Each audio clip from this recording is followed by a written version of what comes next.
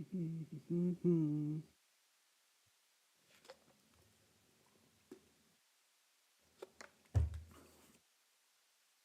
we got a couple guys today that will be participating in the live tuning. So wait for them to get on here in a second. I've already sent over their tune, so they got to get some logs going before we can begin. But while we're waiting for that, let's bring up some logs I got in my email. Let's see here.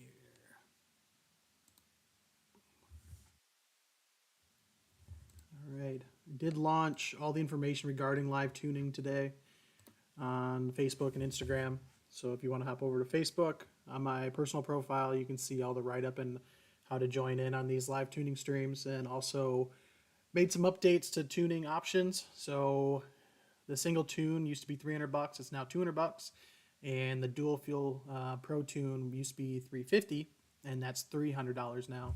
And then all the retuning fees. So later on, if you change your setup and you need a retune, it's $75. So it used to be 100, so we dropped it down. So I'm anticipating that we're going to be doing more live stream tuning for customers. With that said, that should free up some time during the week so I can lower the price down and get more customers coming in. So the pricing has always been dependent on our workload. So hopefully we'll be able to stream things along, or the stream will push things along, and I'll be able to turn around tunes pretty quick, which is another thing. Is our tuning used to be 5 to 7 days turnaround time max, usually about 2 to 3 days on average, but I changed that to within 48 hours. So Monday through Friday, if you send your login on Monday, you're going to get a response by end of the day Tuesday, or beginning of Wednesday, depending on when you send it. So and say you were on Friday and you send over a data log, I might be able to get it to you by the end of the day Friday. Sometimes I work on Sundays just like this. I'm going through some emails from throughout the week here on the live stream. So I might reply to it on this Sunday.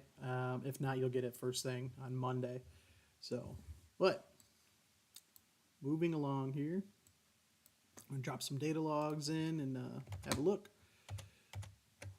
And hopefully the audio and everything's all fixed this week. If you guys in chat could tell me that the video quality and the audio is better than last week, or is just good in general, I'd appreciate it. I know there's a little delay there, so hopefully I'm not just talking and wasting time here and everything is perfectly fine. All right, moving along. So what we got here is a Fiesta ST, 93 octane car with a Whoosh hybrid with an upgraded wastegate actuator. And I believe just regular bolt-ons, not anything crazy. So I'm going to take a look here, check out our boost target. So this is on the second revision. This is on the first revision. So I've already received data logs from this customer and made some changes and sent it over. So looking at it here, I bumped up boost from his baseline just to see how much of a swing we get with some small changes.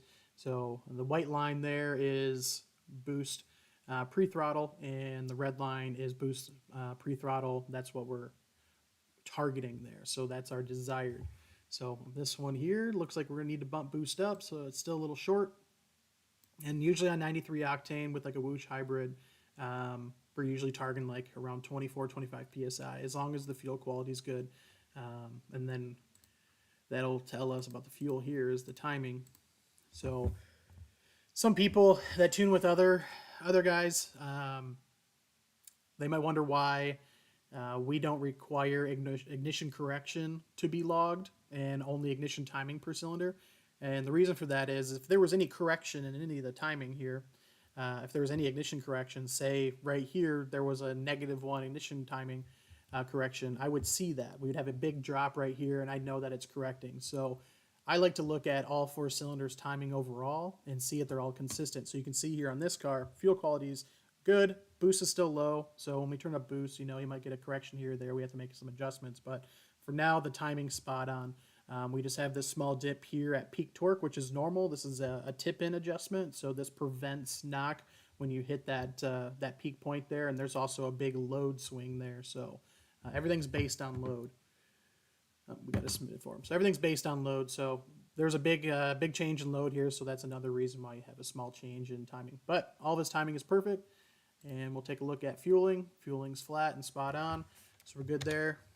So all we really need to do to this car is bump up the boost there and get towards target. So I'll bring up the customer.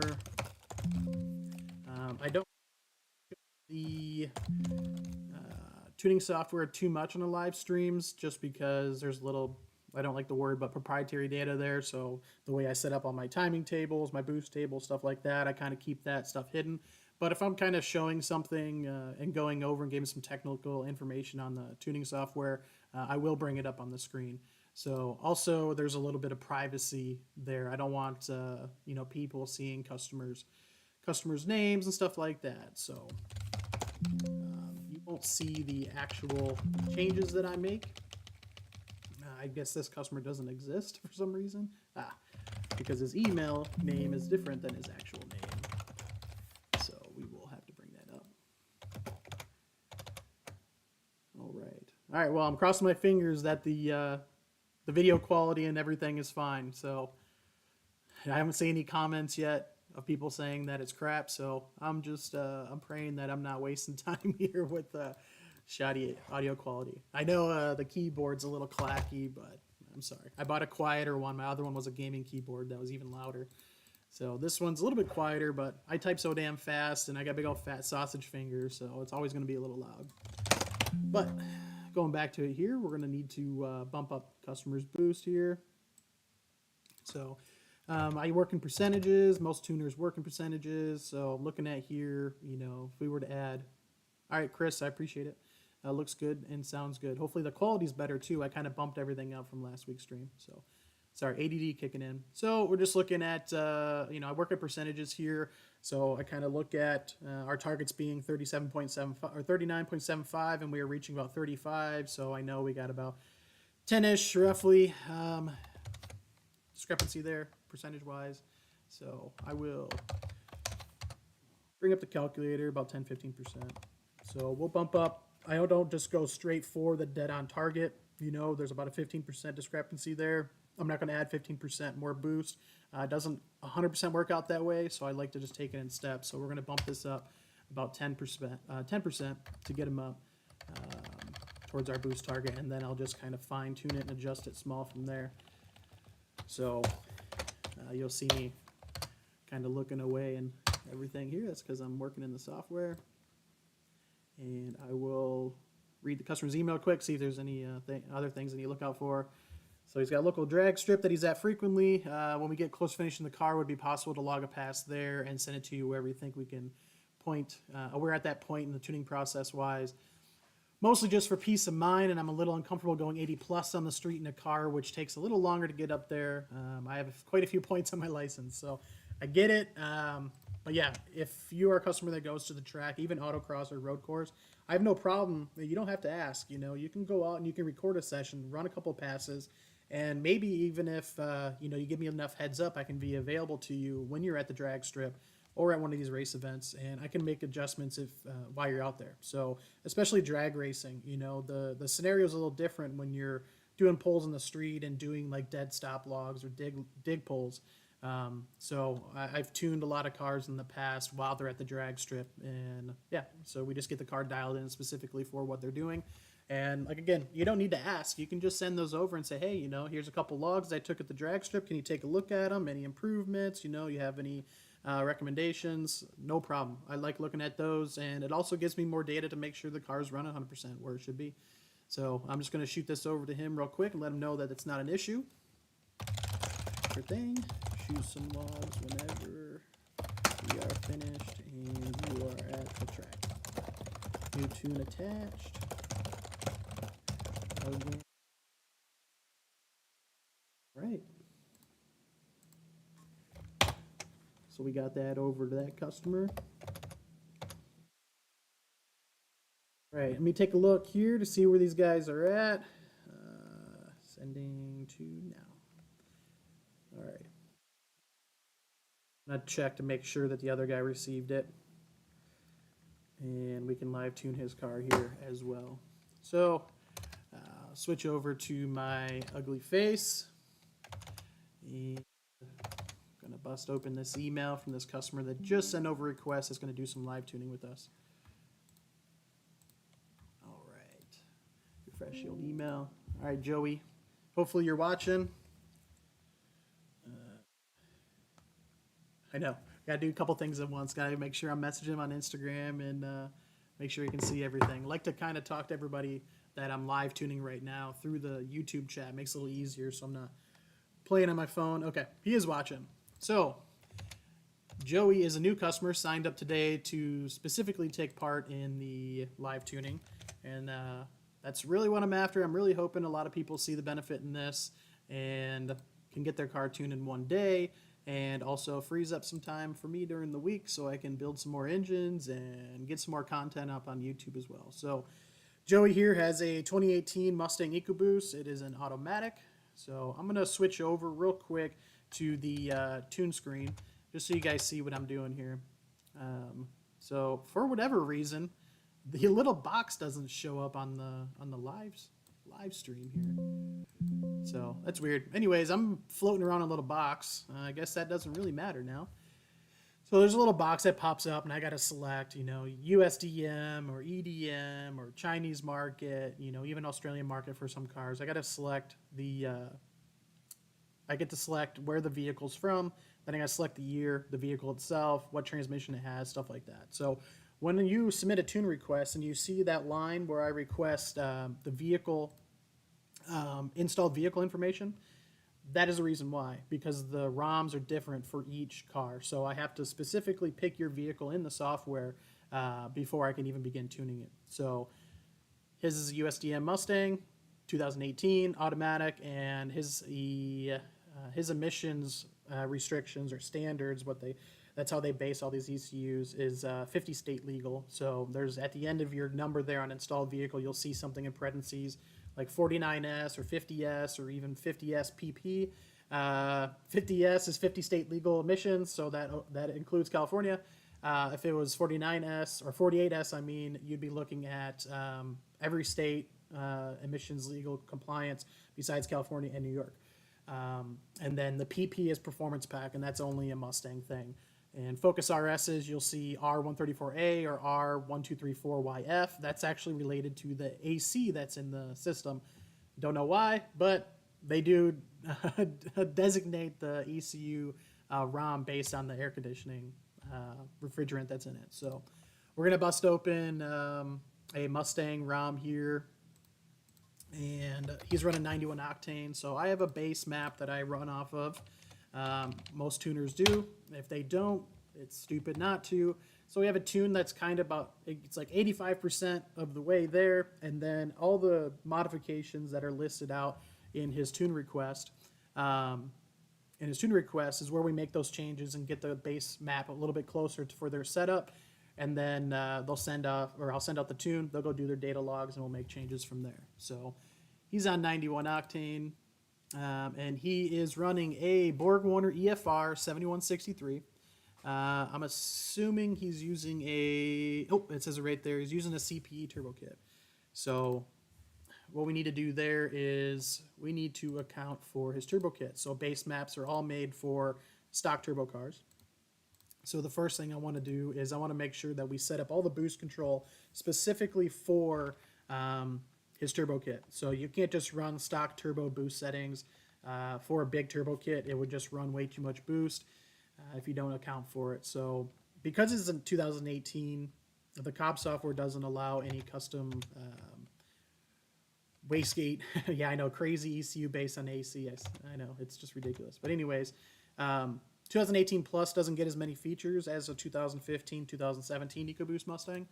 So I do have to use all the factory boost control strategies, but I just need to manipulate them a little bit to work, be more kosher or just work well with the big upgrade turbo kit. So especially because a lot of upgraded turbo kits out there have external wastegates, or even if they have an internal wastegate, it's a much higher base pressure in the wastegate. So we're going to need to account for all of that. So I'll make those changes real quick.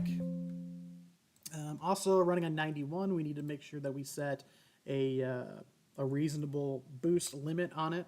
So just in case there's any issues or anything with this turbo kit, I'm pretty sure he was previously tuned, but looking at it here, I don't know. I don't know if a customer's been tuned before or this is a new setup for them. So I'm always on the more cautious side. So I'm going to set a lower boost limit for this just to see how everything runs, make sure there's no issues, and then I'll raise all the boost limits from there. So, and also because this is a bigger turbo car, we need to make sure that we have enough fueling in the system to be able to support it, because a stock turbo car won't max out the stock fuel system even with the factory settings. But when you have a big ass turbo kit on it, you are going to push the limits of the fuel system here. So we need to open up the stock fuel system in order to supply the demand for the fuel on the fueling side. Sorry, I got a little mixed up there reading all of his modifications versus whatever the talking.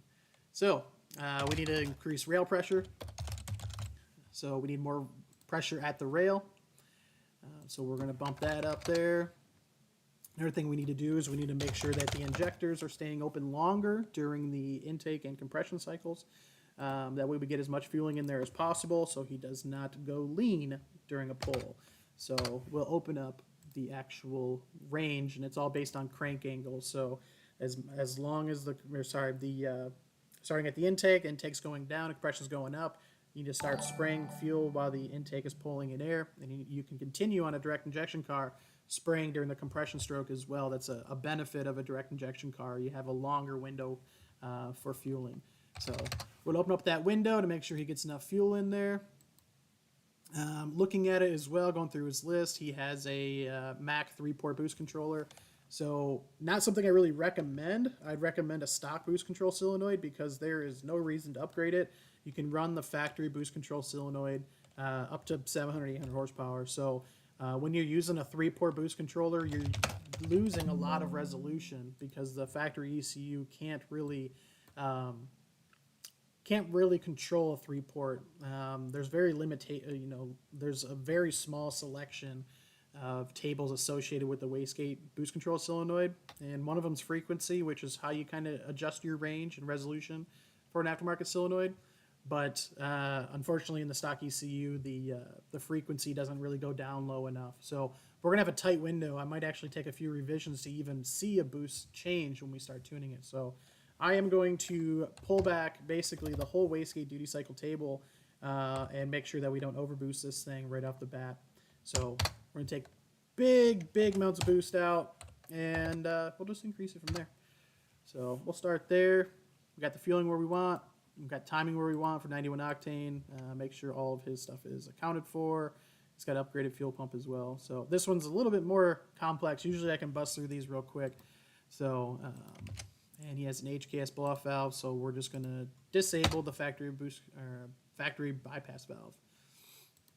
So we'll get this thing fired up for him. Give us a file name, 7163, kind of a small turbo. Even though it's a big turbo, it's still on the small side, and it's twin scrolls, so it's going to light up like instantly. So looking at his order, we need to see if he bought a single tune or a dual fuel pro tune. And I need another window for that, sorry. Sorry, the other ones will go a little bit quicker. This guy's got a pretty extensive setup on his car. So he also did transmission tuning, and he also added our perps and burbs, so he's want to make some noise there. And he bought a dual fuel tune. All right, so he is a dual fuel tune customer. So in the software, when you get your file name, when you get your tune from us, you'll see the name will say TunePlus, the fuel you're running. If you have an upgraded turbo, it's going to be in the file name. And then we switch between S100 and D100 as your first tune. S means single, so you only bought a single tune. D means you bought a dual fuel tune. So that's what those mean in there. And there's no reason to change it. If you change it, it's hard for me to tell. I could dig through and make sure, but it's just easier for me to look to make sure you have the right and the latest file flashed to the ECU. So I'm not making changes based off incorrect data. So we'll get his set up, Mr. Joseph. Right, and Joseph, hopefully you're watching. I'm gonna respond back to your message too. Make sure the port injection is off. We don't need port injection on yet for 91 octane, so just make sure it's off before you do your logs there. So we got that fired up. I'm going to fire it back to him.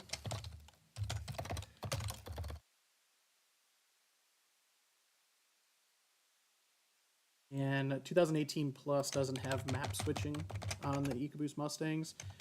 So I have a template that I send out for emails. I got to make sure I remove all the information about the map switching because it's not an option on 2018 Plus Mustangs, which is dumb. I really wish they had it, but different ECU, and not all ECUs can support the same. So wastegate set, boost set, fuel set, timing set, and because it's big boost, sorry, big turbo kit, the torque tables are going to be a little bit different. So we will adjust those torque tables to allow for more torque because it's going to come in later in the RPM, and torque is also power, so we're allowing more power to be made because these are all torque based cars. So you set a torque limit, you shape a table. Joey, to shut it off, just unplug the injectors or disconnect the power to the controller. So, or if you want to flash it, you can open up a new tune file for the port injection, just make the tables all 0. But easiest is just unplug the injectors. You know, should take like 2 seconds, as long as you don't have an engine cover on. So, torque tables. So these cars are all torque based. If I have the torque table set up for a stock turbo car, it's going to limit this guy's power. It's going to hit that, pull the throttle back, even pull timing back, and make it hit that exact torque that I put in there. So that needs to be changed as well. So we got that. Resend this tune. Bam. All right, Joe. I just sent it over to you, so you should see it. Right. I know. Still looking at my dumb face. So let's hop on over to data logs. We'll look at some other ones while these guys are getting set up.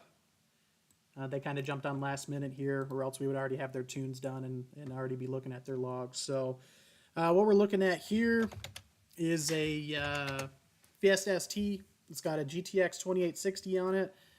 This car's been kind of having some issues for a while. He was tuned with somebody else. Now he's working with us. I've been working with him for a long time. But he's always just kind of had these weird nuances. One of the biggest things is his boost was never consistent. So looking at boost, his boost plot looks good, but the issue that I already see here, before I even click the desired, is you can see on the white line here how it's creeping up and then it just hits a flat plateau. What that means is the map sensor's maxed out. So that means we have too much boost going on. So either he lost boost control, there's an issue with his setup, or he made some changes in the previous tune that I set up for him, you know, based on his logs. That is no longer going to work for whatever changes he made. So this thing's maxed out. I'll pop on the desired. So yeah, our red line is right there. That's our desired boost level. And you can see the white line is just streaming right past it and maxing out the sensor. So he's running way too much boost, and that's why you can see he's, you know, even though the throttle, this green line here, is closing down to its max limit of 30 degrees or 34 degrees, it's still flowing way too much air out of the turbo and just blowing right past it, and we're getting way too much boost in this engine. So that sucks. I don't like to see that, obviously, but there's really nothing I can do. I'm not talking to everybody all at the same time, and a lot of people will just go out and make changes without even consulting a tuner beforehand. So he's pegging out the map sensor, so I need to read through his email real quick. You replace the boost control cylinder with another OEM one, and which is where you notice an actual difference. I've been driving for a little bit, and it seems to be more consistent boost before. Yes, it's consistent because you're just maxing it out. So it's going to be consistent because it's just slamming the throttle shut and kind of keeping things where they're at. So we're not seeing consistent boost. We're seeing a problem. So with the boost holding on 28 with the usually bit of correction in the mid band. So I think it is stabilized, but on the high side, we're over boosting for the target. I've included 2 different third gears from different days. So I can see his fuel or his file down here. So I'm going to bring that file up in the tuning software here. And man, when you guys don't have your names in the email, it's so frustrating. So now I got to figure out what this dude's name is. Yeah. Going back to it here. This is why I like to be involved when you start making changes and stuff like that. That way I can give you a good heads up of what to expect, or I can make some changes to the tune file before you go out there and grenade your shit all over the highway. So, let's see. Come from this customer. I should remember his name, but it's been an ongoing thing for like over a year. Yeah, 2 years. The first tune I sent him was 2020. So, not bagging on this guy or anything, and he might be watching it. I'm not bagging on you, but just shoot me an email when you make some changes and stuff. Let's make sure the car's going to run safe beforehand. So what we need to do is, now that we're just maxing out the boost on this thing, and we're really not running very much wastegate duty cycle, I'm just going to pull all the wastegate duty cycle out of it, and I'm just going to see what the base pressure is. So the tune I'm sending him is going to run off wastegate spring pressure, and if he's still maxing out the map sensor, which I'm going to give him a heads up in the email to look out for, if he's still maxing out the pre-throttle, it's called the tip sensor, map sensor, then he has no boost control at all, and there's nothing on my end that I can do to fix that. He's going to have to fix whatever is going on in his setup there to correct it. So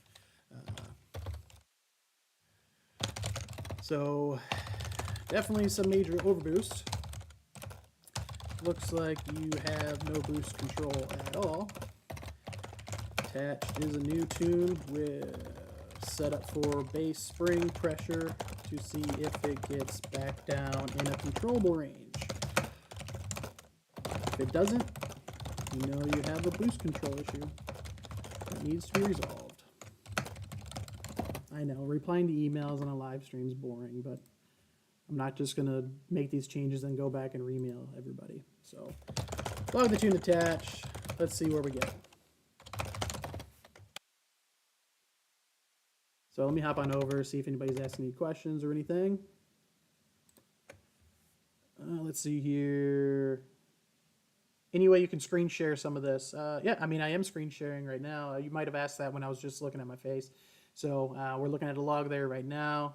And like I said, I'll show some of the Access Tuner software, depending on what it is. I want to make sure I hide customers' names, just for privacy, and also looking at, some of the tables and stuff that I set up. Another tuner I know for a fact is going to be watching this, so I'm not just giving away free points for somebody else to better their services. So, and Joey, yeah, we've already went over that. You need to turn off the port injection kit. So let's bust open another log here while these guys get ready. So Brandon, and I will just say people's first names. So Brandon, you might be watching. I know you watched the last one for a little bit, or I think you watched the recording. But so let's bring this up here. So Brandon has a built engine EcoBoost Mustang. I was looking at some of his logs on last week. So built engine EcoBoost Mustang, E85 with the port injection kit, 5558 precision, 4-bar map sensor, so the works. And we just recently upgraded his low side fuel pressure because, or his low side fuel pump because he was running out of fuel. So this is his fuel pressure on the high side. You see he's got a big dip there. That's going to be a dip where boost just comes on. Yep, so he's just getting into boost there. So you're always going to have that small dip there unless you have an upgraded fuel, high pressure fuel pump, which he doesn't. But the main thing is when you're looking at this dip, which I marked here in yellow, you just need to make sure his air fuel is safe in that area, which it's plenty safe. It's a little rich there, which is totally fine. But he's pulling nice and smooth through the whole thing. And on his previous, on the previous revision, I added a ton more fuel. So that's what we're looking at here is I added a ton more fuel because we're about to crank up the boost. Yeah, we got a ton of fuel in there, so I'll have to make some adjustments on that side. So, but he is running 30 pounds of boost right now. And make sure we ain't got no variances. We do. We got a little bit of oscillation in the boost, and that's just because we're kind of hitting the max boost that I set. So, not a big deal. So what I'm going to do is, I know I got enough fuel on the table, so I'm just going to crank up boost to... not really crank it up, but yeah, we got a ton of low side pressure too. Just going to bring up boost to lean it out a little bit, and the fuel corrections will kind of keep her in check. So Another thing we need to look at here is timing. Make sure we got no crazy timing variances. We'll turn off their fuel. And yeah, I mean, we're not even running a ton of timing on this thing, so just being kind of conservative on the timing side until we get boost where we want. I'd say this turbo 5558 is going to kind of start dying out around 32 pounds of boost. So I am just going to raise, there's a limit there, just going to raise up everything to about that, maybe that's torque limits, to about that 32 pounds of boost area. So we will make some changes here. Bring up Brandon's tune. I know this is a little bit more exciting for people whose cars I'm tuning at the time of the stream, but we're not really going to get up to that point for probably at least another couple weeks. I just launched it today, so we got 2 guys on board, and it's going to be capped at about 15. So now you just kind of get to see me talk and look at some other logs throughout the week. But yeah, all right, so we're going to make sure we have our boost limits up to where we want them. And on the top end we do, so that means we got a small change to make, yeah. So we're good there. And we're seeing 43 on the absolute side.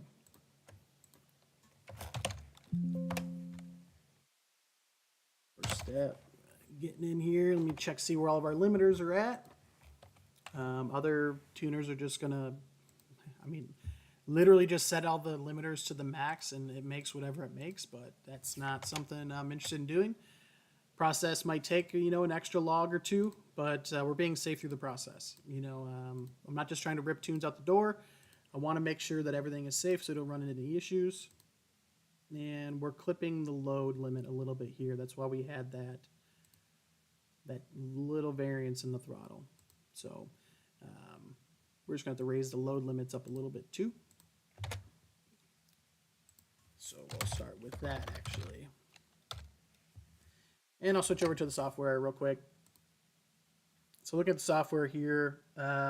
We had a clip of like 2.8 load. We're at 3 based on charge temp, which we got to see. Yeah, 83. So we're below this limit here. So we're at 3. It's not 100% accurate when it's reading load actual. So we could probably bump these up just a little bit to give us a little more clearance. So this will be our load limit. Check a couple. I know there's a couple other ones as well. Yep. So we'll have to do that as well. Oops. Bring those up.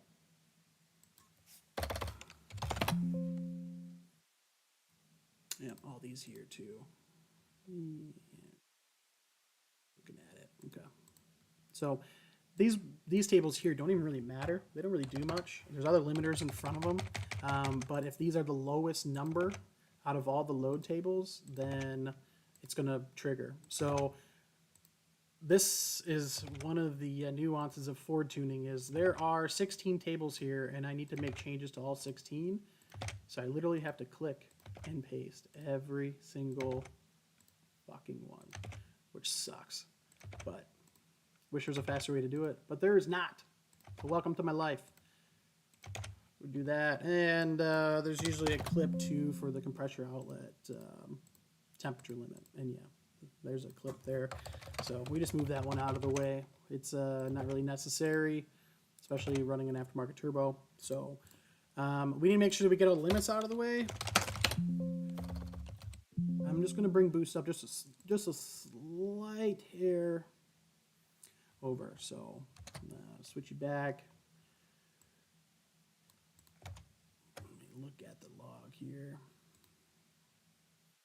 Oh yeah, we're seeing plenty.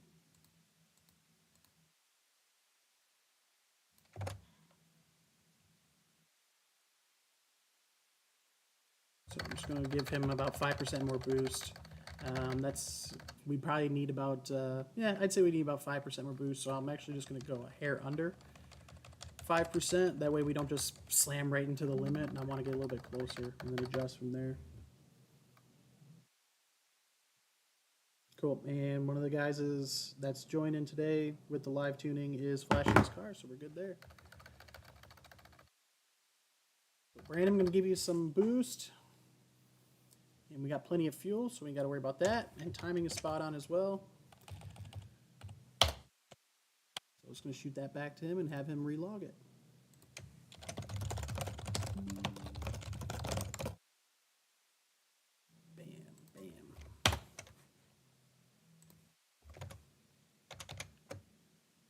All right. Greetings from Puerto Rico. I want to know if they also work with the Mustang Comp Turbo 5558.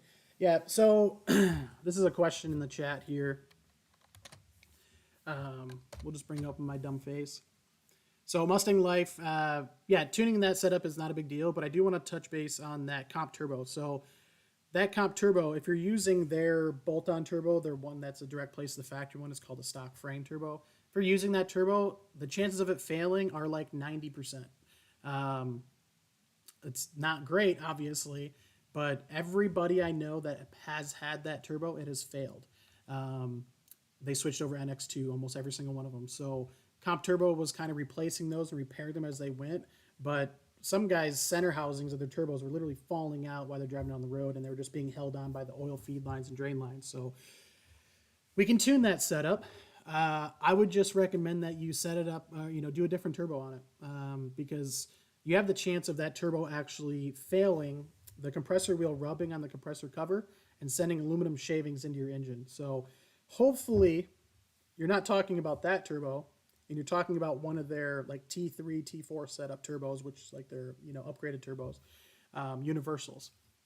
Hopefully you're running one of those. If you're running one of those on a custom turbo kit, then awesome. That's fine. Those turbos don't usually have any issues. Comp Turbo is really not my favorite. It wouldn't be my first choice, but I haven't seen any issues with their other turbos besides their oilless ones, which are just silly anyways. But yeah, tuning a 93 octane is not an issue. You're in Puerto Rico, so your 93 octane is about equal to our 91 octane. You guys kind of get the leftover crap down there, and you have a super high temperature and humidity is high too. So you wouldn't be able to make as much power as people in the States, but we'll tune that setup and just cross my fingers you don't have that turbo on your car. And going over to Chris Dunn, just ask, as an unlimited tuning customer, do I have to purchase the 85 add-on from your website once I make the switch to aux fueling in 85? I'd love to set up a live tuning session once I pull the trigger. Yes, so the aux fuel does require an additional add-on tune. I think I changed the price to like 125 or 150 just in the past couple months. But the reason why there's that add-on cost on top of the tuning price is because we're tuning a separate system. The aux fuel doesn't communicate with the stock tune. So I have to make a tune for the Cobb side, and then I have to make a tune for the split-second controller. So it's just additional work. You got to pay a little bit extra for additional work, so that's why that's on there. And yeah, I'll definitely do a live tuning session. So these things will get better as we get more people involved, because I want to get people set up, ready to log, and have their logs ready to look at once we start the live stream. So today we got two guys that we're doing, and they're just out logging right now. So, and hopefully everything is going smooth for Joey. Haven't seen any messages from him. And looks good. Yep. Awesome. And we got another guy here that's showing live tuning. Sure. Hop on. I know. I'm talking on Instagram at the same time as doing a live stream. Sorry, guys. So, live tuning slot.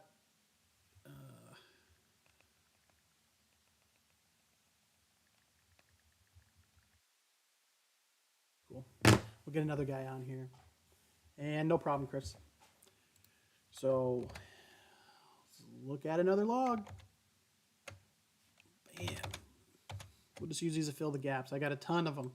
So these are all emails throughout the week, up until Friday, because I knocked out a bunch of emails on Thursday and Friday. So these are just emails from the week or from the weekend.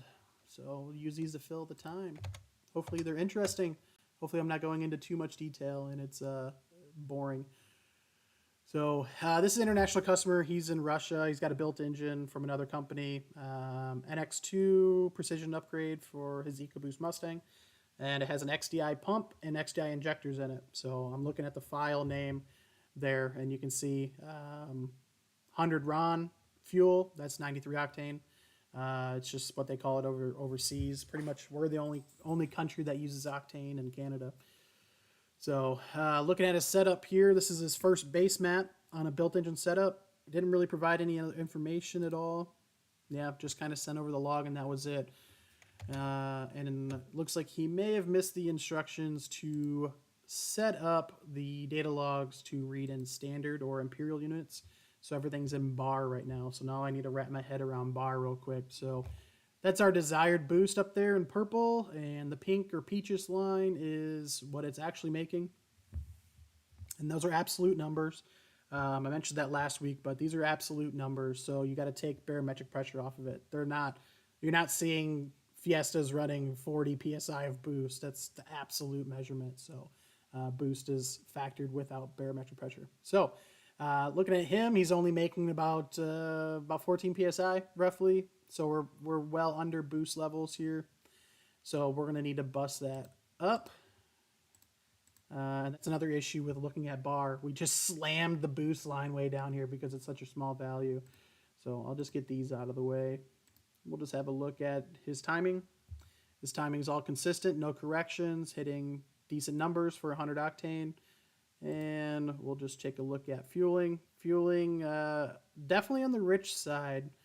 It's definitely over fueling quite a bit, and it's pulling a ton of fuel too. So I'm curious, seeing as he's running XDI pump and injectors, the ECU should be automatically making fuel trims to not allow this to happen. I'm thinking that he might have a port injection kit and hasn't told us about it. So hopefully that's not the case. Injectors. Oh, you know what? I bet you I know what the problem is. So in my email to the customer, he has a methanol injection system.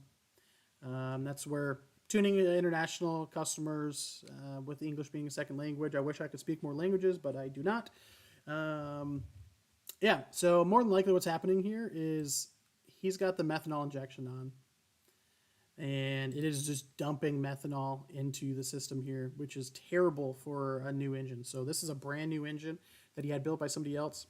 And you know, the very first couple 100 miles of this engine's life are the most important. So dumping a shit ton of fuel or ton of methanol in there, especially methanol, which is like an abrasive liquid, it could hinder all the how the rings break in, the whole break-in process for that engine. So scary to see.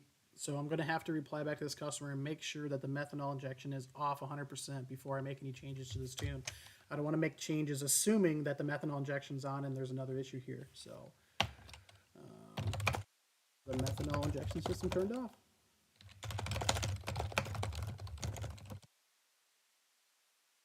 I was running extremely rich, and it definitely shouldn't be.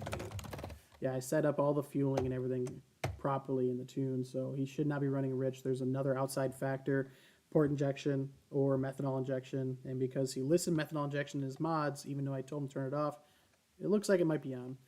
So we'll send that over and we'll see what he has to say on that.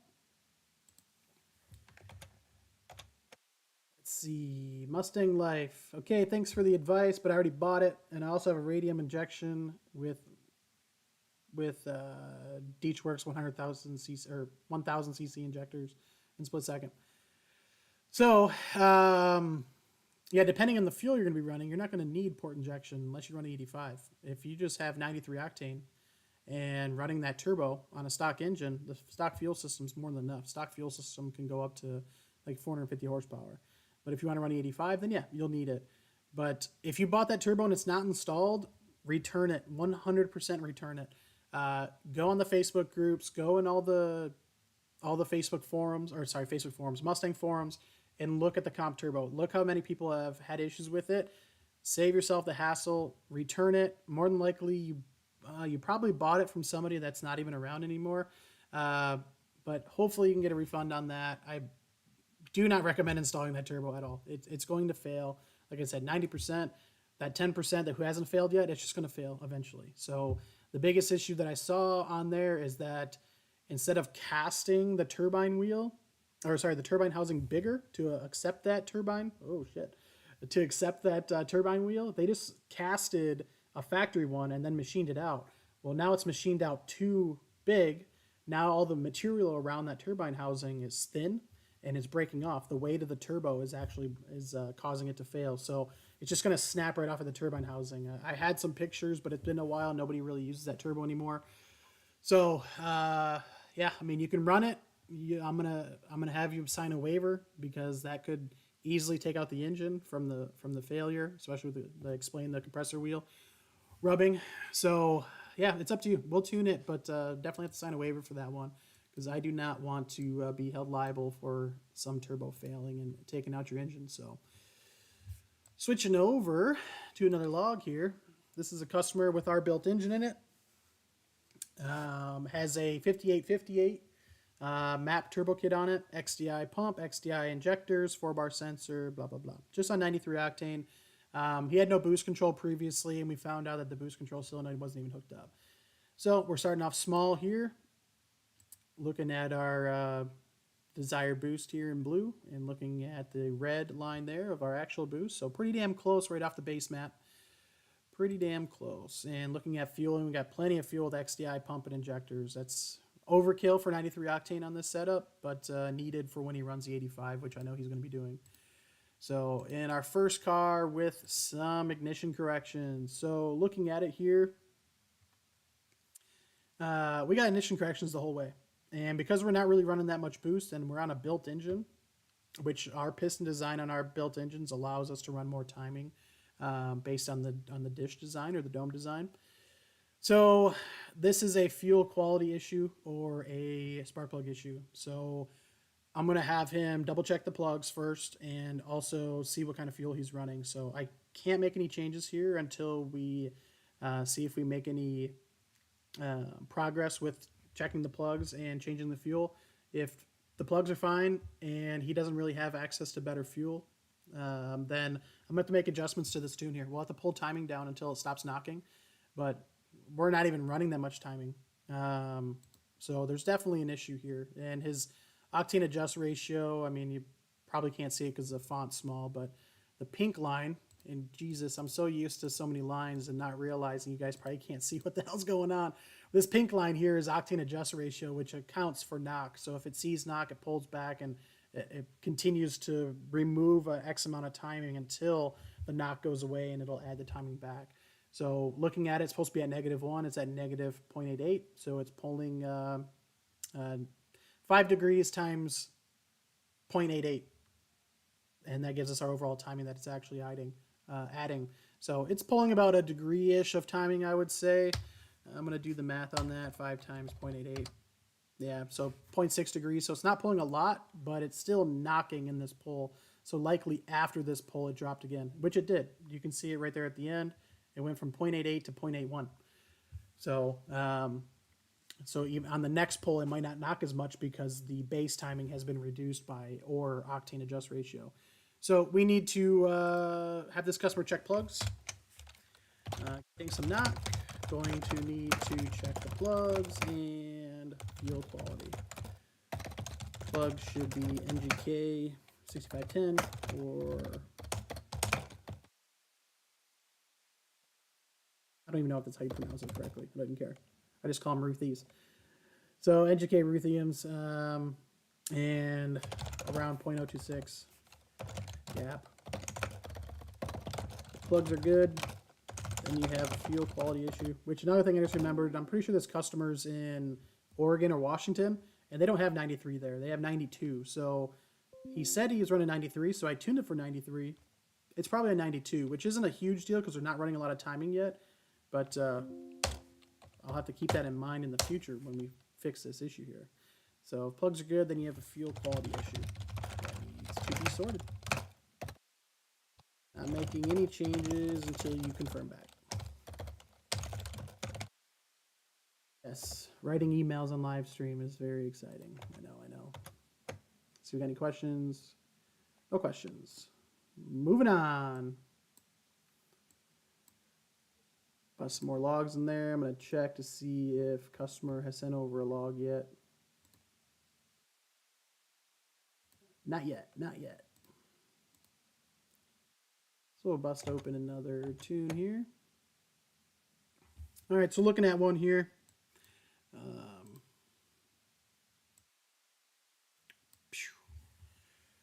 So this is a Focus RS 93 octane on a Precision NX2 stock engine, stock fuel system. Nothing crazy.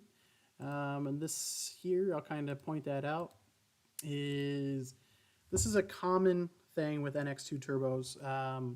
This is a little bit of surge here. This kind of happens on all of them, unless you're running one of our super high pressure wastegates and looking to run like 30 psi plus. But all these NX2s are going to have this slight surge here, especially if you don't have a banana pipe on it.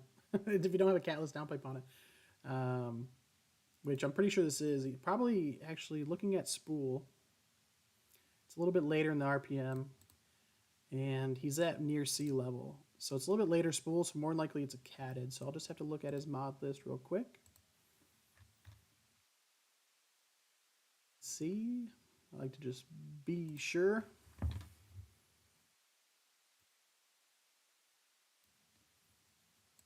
And of course, we got 1,000 emails going here.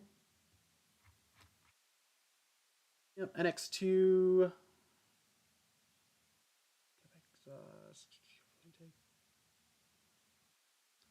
So looking at it, it actually looks like, yep. So he does have a catless downpipe on it, or a meowless banana, as we call them. So he does have a catless downpipe on it. So the little bit later spool is likely just a small choking point in the intake setup, which I just looked at his list, and it's just kind of plain Jane intake setup, so nothing too crazy. But yeah, you're always going to get this slight surge on these turbos. There's really no fixing it. Once it hits that peak torque, it kind of just does this little bump, and then she flattens out. So looking at our boost levels here, we're right on par, right where we want to be. So we're good on boost. And we'll take a look at timing real quick. I know I added timing on the last revision for 93. We are hitting our timing targets, and our fueling is nice and flat. So this car is finished for this setup. And also we'll just take a look at torque and just see, make sure we're not clipping torque. And the pink line is our torque limit. Purple line is the torque that it made, which isn't an exact science. It's just kind of close, gives you some reference on everything, and just over the years I've learned what's actually what on those. So the setup's done. We ain't got to make any changes this one here. I'm pretty sure he wants to run a different fuel as well, so I'll have him submit the request for that. Good.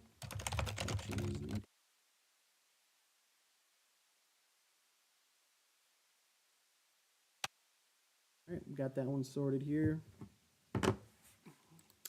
And I think these guys out doing logs didn't realize that was going to take so long. Yay. All right. Okay, Joey sent logs, so we're just going to tell that customer to piss off there. Let's go grab Joey's logs from the chat. Awesome. So this was a tune that I set up in the beginning of the chat here. This is EFR 7163 set up on 91 octane. So yeah, I'm just running on base pressure right now for the most part. Very small wastegate duty cycle.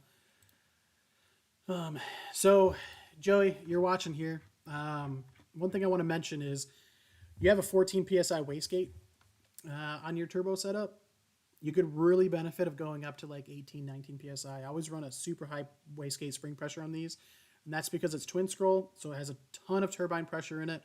So even though you're at 14 psi and it's a big turbo, you still have this taper off up top, and that mostly has to do with your wastegate base pressure.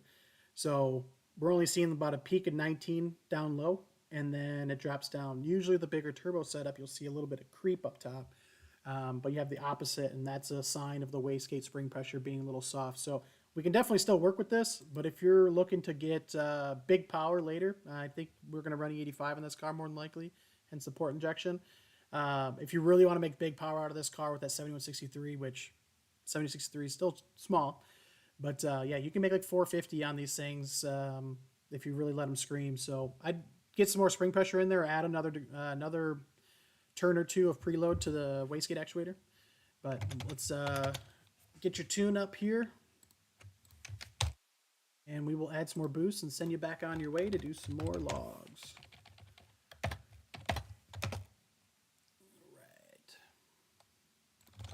Yeah, we started off soft. We need to make sure that everything is running well. Another thing I want to check real quick is your fueling. Spot on fueling like always. And then take a look at this. So timing's not too much of a factor right now because you're kind of on low boost and you're hitting 19 psi at 3,000 RPM. That's basically stock spool. So we have just a little bit of variance down low, and that's really just from the transition of going from cruising to watt. So that's kind of normal here. We'll probably clean that up as we get a little more boost in it and just kind of see where you land a little later in the RPM. But we got a little variation here. It's not anything crazy. I don't think we need to make any changes just yet. If it was kind of jumping around throughout the whole RPM band, then I'd be concerned. But yeah, you're just getting these small corrections right here in the beginning. Hopefully I got the damn screen up. There we go. Yep. So you're just having these corrections right in the beginning. This is from you tipping in. So this is your green is your throttle. So you can see as soon as you go from a cruising state to a full throttle state, you get a little bit of noise. The engine's rocking back and forth. So you're just getting a little bit of inconsistency or oscillation in your timing. And you can see they all just kind of trend right back and you're back. If in this area here, I'll just do a quick highlight right here, was jumping around, each cylinder was kind of doing its own thing all over the place, then I'd know that we have a little bit too much timing in there. We have to dial back a little bit. But this is just all normal stuff. So we'll add another boost, a little bit more boost, and you can head back out. So we're gonna add a lot of boost. Plus you're on a 3-port. So we'll have to see how much of a change we see between these two tune files, and then I can get a better idea and we can shape out your boost. So your second revision will be a lot closer to target because I'll have some data to go off of. So I'm just going to bring these up here. Spool is fast as hell, which is perfect. So just keep an eye on boost on that one there. And you have a new tune in your email to log.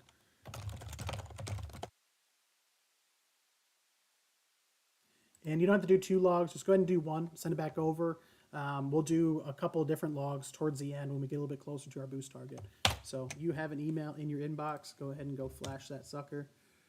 And we got another tune back from that customer. And Corey, if you're watching, just make sure you comment in the chat when you send over your data log. That way I can hop on the email real quick and get it done.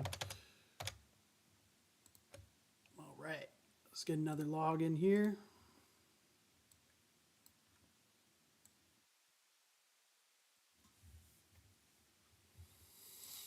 Whew, I sent this customer a tune way back in February. He's just now logging it. Hate that. I want to see logs consistently close together. Because in February, if you're in a cold state, the temperature's completely changed now. When I do a tune in the end, the very final tune that I set up compensations for elevation and temperature. So I want to make sure that all the logs that we do are kind of in a short period of time, and that way all the timing, or not the timing, all the data is consistent. So, but anyways, is Emily walking by? So yeah, so we're just we're overshooting just a hair on this. Boost is its target. So the teal line, what the fuck, dog? Settle down. So anyways, teal line is the boost, actual boost reading that you see when you're looking at your access port. I'm looking at the red and white lines there because those are our actual targets. So boost is actually on point, and the reason why it's on point, even though it's overshooting on the white here, is because the throttle's keeping it in check. So you can see the green line is oscillating. That's blocking out just enough boost to keep everything in check there and keep things on the line. So, and need help on their Focus ST. All right. I get 100 messages. I need to turn off the notifications. There we go. So yeah, so we're just overshooting a little bit. This is a 93 octane car, and it's an S280 on stock. for non-Fiesta guys, this is a bolt-on turbo, kind of like a stock frame, but it's got upgraded housings on it. We've made 400 on our car with this turbo, so it's got some steam for a little guy. But this is stock fuel system. Usually we can max out the stock fuel system on 93 octane, which you can see here. So a lot of Fiesta guys are kind of confused about what the stock fuel system can handle. It really depends on the temp, it really depends on your elevation, you know, a couple things. But sometimes you'll max them out on 93. Sometimes you'll have to use E30 to max out the stock fuel system. But looking at the orange line here, this is our air fuel. You can see it's trending up towards the end. That means it's going lean. It means the fuel system is maxing out in the top end. Even though we have pressure up top, this is the fuel pressure at the high pressure pump. We have tons of fuel pressure. And this is why, and other tuners have bad information, this is why doing just injectors and not a pump allows you to get a little bit more power out of these cars. Because we have fuel pressure there, the injectors are just running out of fuel. So even though the ECU is kind of pulling fuel a little bit, it's just doing that as like a safety precaution deal and keeping it within a range of our actual fuel target. So we're running out of fuel in this setup. If I were to turn it up anymore, it would go even leaner up top or more lean up top. So we're pretty much at the max for this setup. The only changes I need to make is if we have any timing issues. We do not. Everything's consistent. We're about a degree off from target, so I probably have it down a little bit. I can raise up timing in the back, and charger temp is fine. So I'm just going to add a little bit of timing up top and then bring that boost down a little bit to stay right on that red line. And this will be good to go for 93 octane. So we'll get this guy squared away. Because it's small changes and I don't anticipate doing any more changes or any more tuning for this car unless he changes fuel. You guys have a 60-day window. So when I send you a tune, you have 60 days to log that tune, get it finished up, wrapped up. If you go beyond that 60 days and there wasn't like an issue on my end, or say a component you bought failed, I'm going to sneeze here in a second. So if it's not anything on our end or something that was completely out of control, you were just slow at doing the logs, then after 60 days, there's a $50 fee to restart and kind of do everything again. And that goes back to trying to get all your logs in a short time frame. That way all the data is consistent, we don't have huge variables, and I can dial the car in on that very last tune.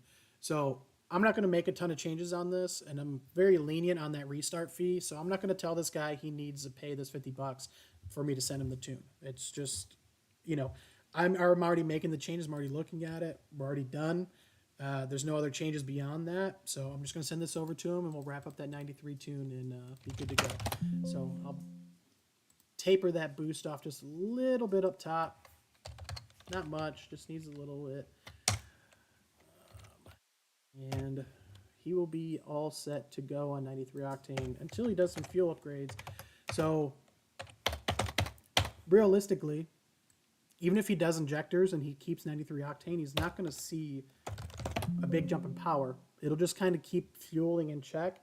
We're really right at that knock limit of 93 octane. And that's why I always tell customers, if you have 93 octane and you have no intentions of doing E30 or making more power, then just stop at the stock fuel system limit. Don't do any upgrades for fueling. No port injection or aux fuel or port injection added on unless you're going to do ethanol, because you're not going to make a ton more power out of 93 octane. We can maybe get like another 5 max. But realistically, that where it's leaning up is not even dangerous. I just know that we're right at that 93 octane limit for timing and boost. So don't do fuel upgrades if you're just going to run 93 octane on a Fiesta ST. If you're going to do E30, then on this car, I would say pop in some injectors. We'll get another 30 horsepower out of it. If you want to go beyond that, then you need a pump as well, because you'll start running out of high side fuel pressure. So send this guy his tune. It'll be good to go.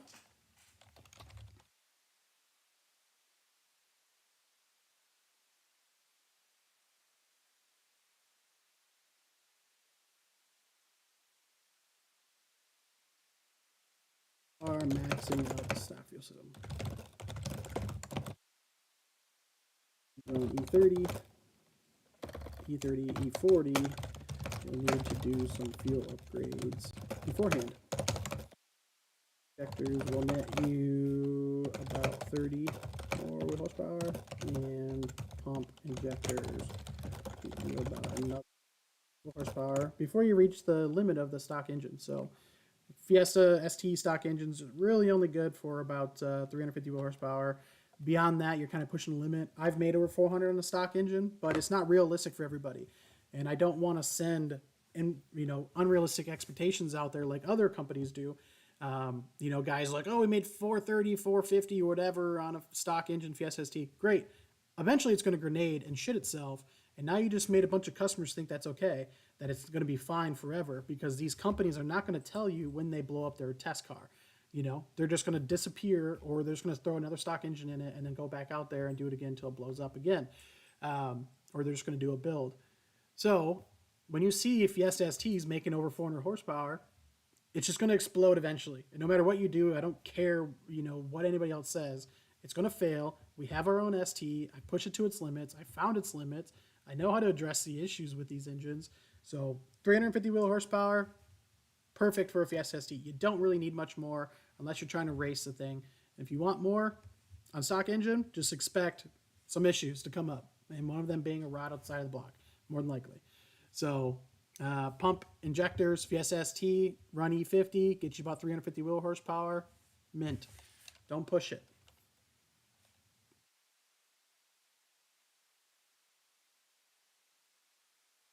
All right, shoot this log over this guy.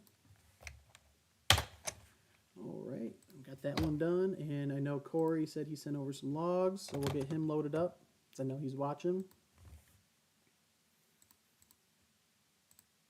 Ah, yes, Joey, with the quickness. That's what I like. Joe, you're back in there already. I think Corey sent over some. I guess Corey hadn't sent over logs. He might not make it for this session. We might have to push it to next week. All right, so we went from 19 to 22, and we got a little bit more up top. Picked up another 4 psi in the top end. Yeah, we're just riding the limit up top there for wastegate. So yeah, let's get some more boost in there. Let's see what timing looks like this time around. Yeah, so we had just a quick correction. So I'm going to isolate this this cylinder here. These two are the worst. So once you got in the peak torque, you did have a quick drop in correction on cylinder 4. That's usually a fuel quality issue. I'm going to guess you're in Cali. Joey, are you in California? Comment in the chat. I'm pretty sure in California. I can go look at your order, actually, real quick. I'm going to do it in a different window so it doesn't pop up there. Everybody sees your address. Joey. Oh, called it. California. California, home of the worst fuel in the world. So we're just going to pull a little timing out down low. Your peak torque up top, it looks like you're good. We can't really run too much timing. 91 and big turbo setup. Like I said, California is trash for fuel. So yeah, let's pull down timing down low and let's get some more boost in there and see where we end up. And I'm going to go over chat questions here in a second. Joseph, thanks for getting that log quick. All right. So we're just going to pull that timing down at peak torque. You're still like Instaspool, which is awesome out of those 7163s. I like the response on them. It's a good autocross turbo setup. Not huge power in the top end, but great for response. More power than you can get out of stock turbo, but same spool as stock turbo. So we're at 3,200 RPM. So yeah, we're gonna pull like a degree, and we'll just see where we're at. Just see where we're at on the next log with just a degree of timing pulled out. I don't want to pull too much because every time you pull timing, you're losing power. That boost control solenoid seems to be working pretty well for the setup, so I'm not too concerned about it. We'll make a big jump in boost here, get you a little bit closer to where you should be.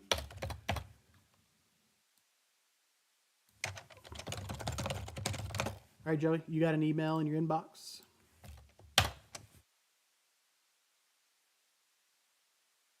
You always know air fuel is always in check. 91 stock fuel system, not too crazy. All right. That one's good. All right, chat. What we got? Let me throw another log in the window so it doesn't look so plain.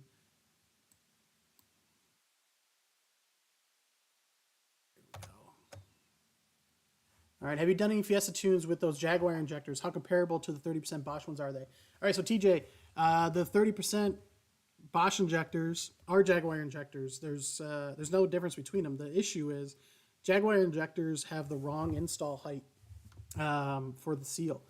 So Bosch injectors, when people refer to Bosch 30% injectors, they are still for another vehicle, and the seal height is still kind of in the wrong spot, but it's a little bit better. So Jaguar injectors, you can totally use them. We sell the Bosch injectors on our website with the upgraded seals in them for just a little bit extra. So if you run the seals off the shelf in those injectors, they're going to fail.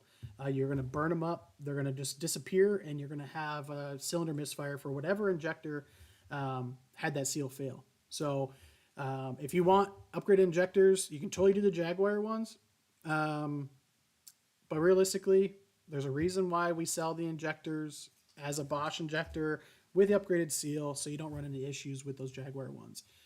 The other thing out there in all the groups is the Jaguar pump. It's not meant for the car. It's got a different stroke, spring pressure. It's not intended for that engine. It's a V8 engine, and you can't just swap high pressure fuel pumps just like that. They're way too complex. So just throwing them on there just because it fits doesn't mean shit. There's a huge difference between pumps. Not every pump is the same, and just if it dimensionally works, it doesn't mean shit. So that guy out there posting, I think he emailed me, asked me about it. I gave him some recommendations on defucking his car, basically, getting back to a working vehicle. So yeah, the only high pressure fuel pump upgrade out there for Fiesta ST is the XDI one. Nostra might come out with one later. We were working with them on it, but they were just a pain to work with, so I just completely dropped the project with them. XDI works. There's no reason to do anything else. The XDI pump will support up to about 500 horsepower, which is 150 more than anybody else will realistically see. So there's no reason to upgrade or try some random shit that some dude's doing on the internet. So Bosch injectors, I just went over a couple seconds ago, get you like another 30 horsepower out of the stock fuel system if you're running like E30. And then if you want to add the pump, you're basically the pump and the Bosch injectors will get you about 420 wheel horsepower worth of fueling. And then you're maxing out those injectors as well as the low side pump in the Fiesta. So Mustang Life, okay, thank you very much. Later I will write to you because I'm missing the DW400 fuel pump and the camshaft Ford Performance. I'm writing to you for the tuning, very grateful. And grateful for you to, participate in the chat here, in the live chat. I think you were on here last week too, and again, I appreciate that. The more people we have in here and the more questions we get, we can kind of fill the time in between data logs and stuff with customers. So Ford Performance camshaft is not really a huge gain over the stock cams. You can do them. A lot of people do them because, say, they're building an engine and the factory cams were damaged, or they think they're getting something. It's very, very minimal difference. You won't even really be able to measure it. We've thrown them on a car with a big turbo, and just throwing them in had a zero difference in the power band. We did back-to-back pulls. And yeah, I mean, we're talking about like 4 to 5 horsepower variances, which you can kind of come up with a 1 degree change in temperature for the most part. So you can do those cams. If you really want an upgrade cams, we sell Piper on our website, or we sell a fully built head that's CNC ported, O-ringed, everything you need to run 700 horsepower. So if you want to keep your head stock and just do valves and not do valve springs, you can do a Piper BP 255 set. You can just throw those in. You have to set the lash properly for the buckets, but you can use the factory valve springs. But valve springs is a huge upgrade. In fact, instead of doing Ford Performance cams, you can even use the stock cams and just do valve spring upgrade, because the factory power band, when you get to about 5,500, the factory valve springs are so soft that the valves start floating. That's why you see a huge tank on EcoBoost Mustangs. It's partly to do with the valve float and also the camshaft profile being kind of weak. Also, the head flows like ass. So, but yeah, do valve spring upgrades. If the head's off the car, put valve springs in it. We sell SuperTech, Manly. We make our own custom kits for our heads. I'll be willing to sell you one of those sets if wanted. But yeah, valve springs is a huge upgrade over just doing 4 performance cams, so you can scratch that. And as far as the fuel pump, the Deechworks 400, that really depends if you're going to be making like over 500. You know, you mentioned 93 octane earlier. You're not going to make that on 93 octane. You're going to need E85 or race gas. But the stock fuel pump is perfectly fine up to 500 wheel horsepower. I only really recommend the DW400s above that. So, which we are doing. We have 2 Mustangs in the shop right now. We just did 2 full builds on, and they're making like 600, so we have DW400s in both of them. Greeting from France. Welcome, Senator Log, Joey. Awesome. I'm expecting another log here soon because you're pretty quick. Tyler's in here. Everybody make fun of Tyler. And Kevin, Alpha Matter. I got a tune request from you, don't I? Yes, I do. Let's do that. Kevin, I'm going to do your tune right now. And if you have time, go log this shit. Let's do it. All right. So with Kevin's car, he's just got a Bush hybrid upgrade on a Fiesta ST. He was running 91. Now he wants to run E30. So I'm going to set him up with an E30 slot in his tune, so he'll be able to switch in between both of them. And we'll do that. All right. Kevin, hopefully you can log. Get some more logs in here. And for E30, we can run it a little bit leaner. We've got to make sure we tell the ECU that you're going to be running E30 so it fuels properly. Add some timing in there. Raise your boost.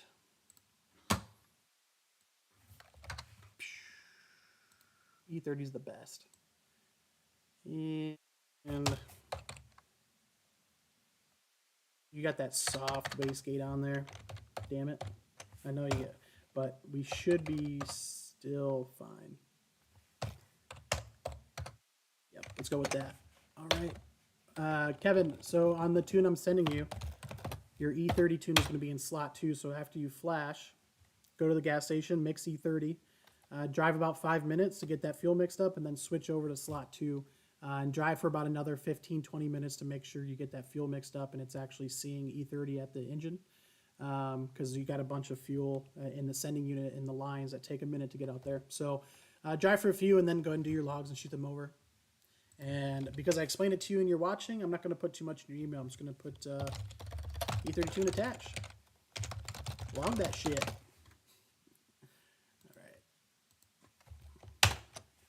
All right, cool. It's in there. Oh, he's unable to data log. I should have read that.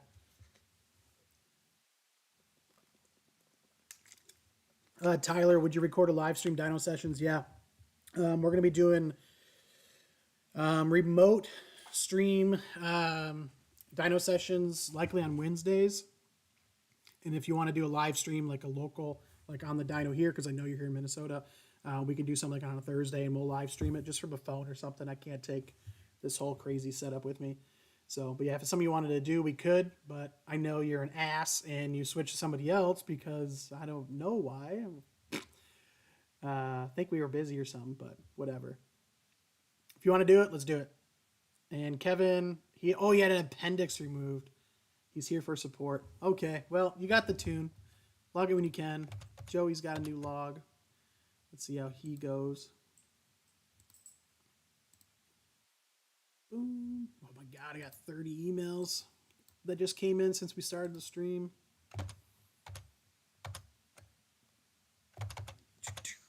All right, so we got some clipping on boost there. That's what this choppiness is. So we'll be able to clean that up. And yeah, man, the fuel quality is just not it. It's not winning, bud. Yep. A lot of corrections down low. Some of it happening around this boost clipping.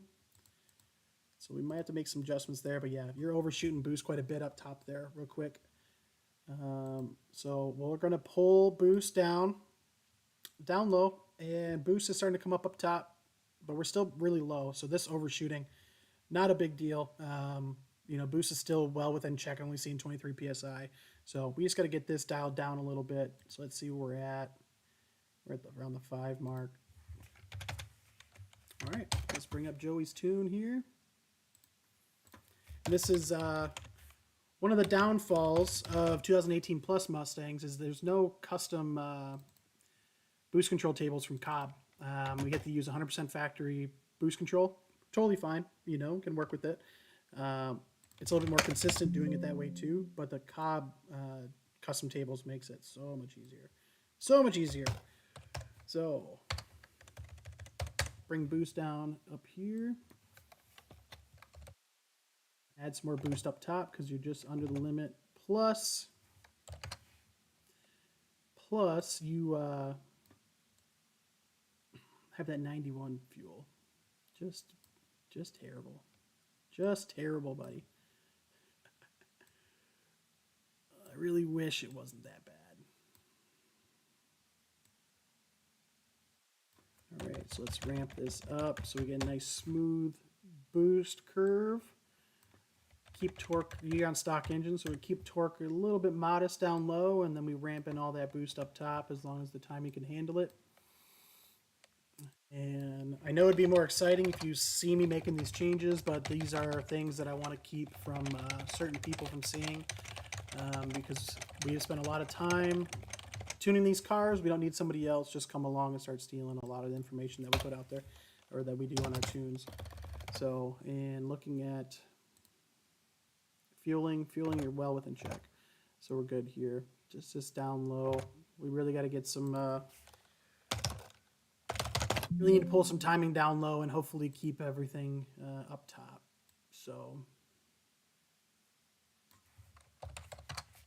we're going to pull another degree out and see if she cleans up. But I think you're going to be running 85. So when we run 85, we can send this thing to the moon. Be mint. Will be mint.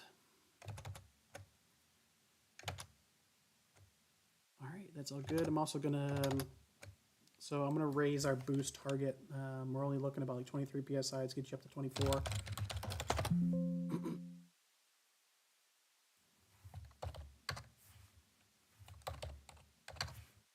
Do that. And Becca just subscribed. Thanks, bud.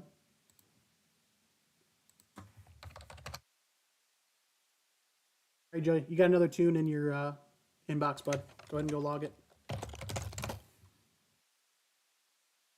Drive around for a couple minutes and then log it just to get the fuel trims and everything, just learning. Alrighty. All right, chat, what we got? And I think somebody was looking to jump in on this, but we're running out of time. Bunch of spam messages here.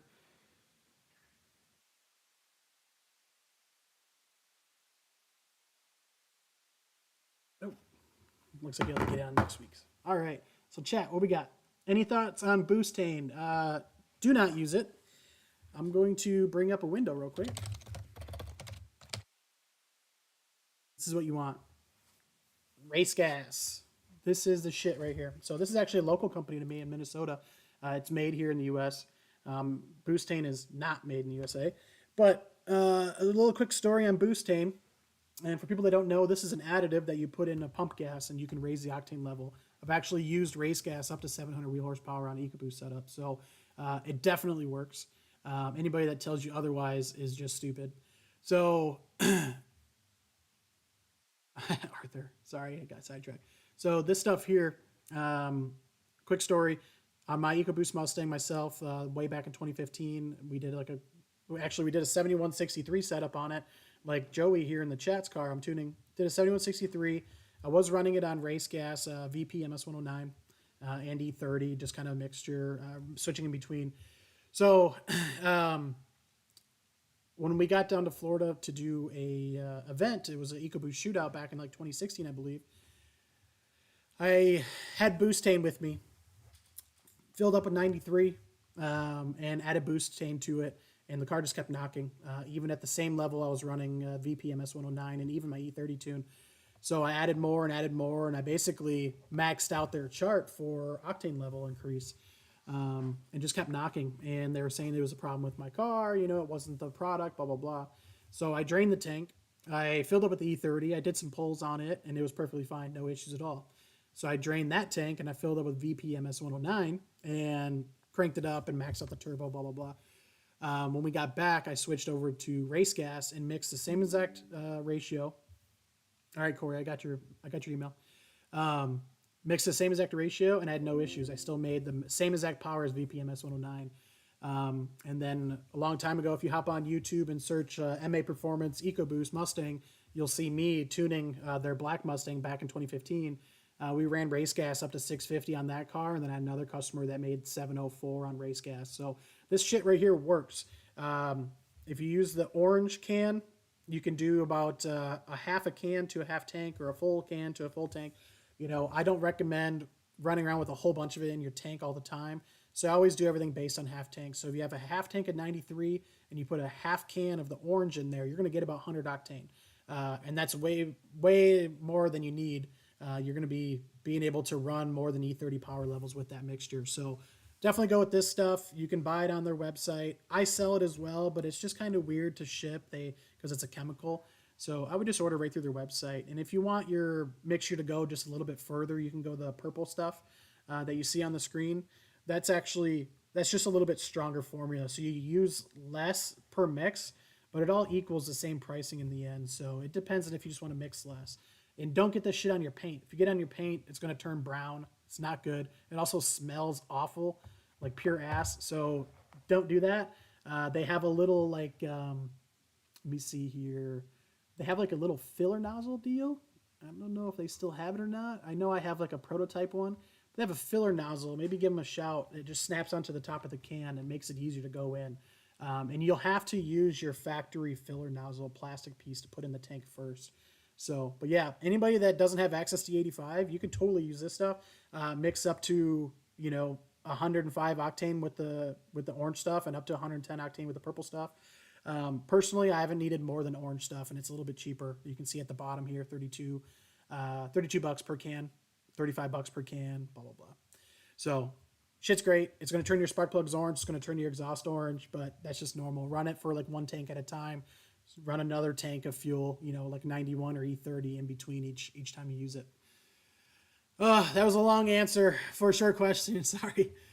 Jeff, hey brother, so I recently threw in a competition twin disc clutch in the car with the matte billet rear main seal plate. You didn't need to do that. Just use the latest revised rear main seal. It works the best. MG short throw shifter, Tomei titanium exhaust. Should I send over logs? You do not need to send over any logs. You can. I'll check it out, but nothing there in your changes really makes a difference to where I need to adjust the tune. So you can go ahead and log it and send it over, but more than likely we're not going to make any change at all on it.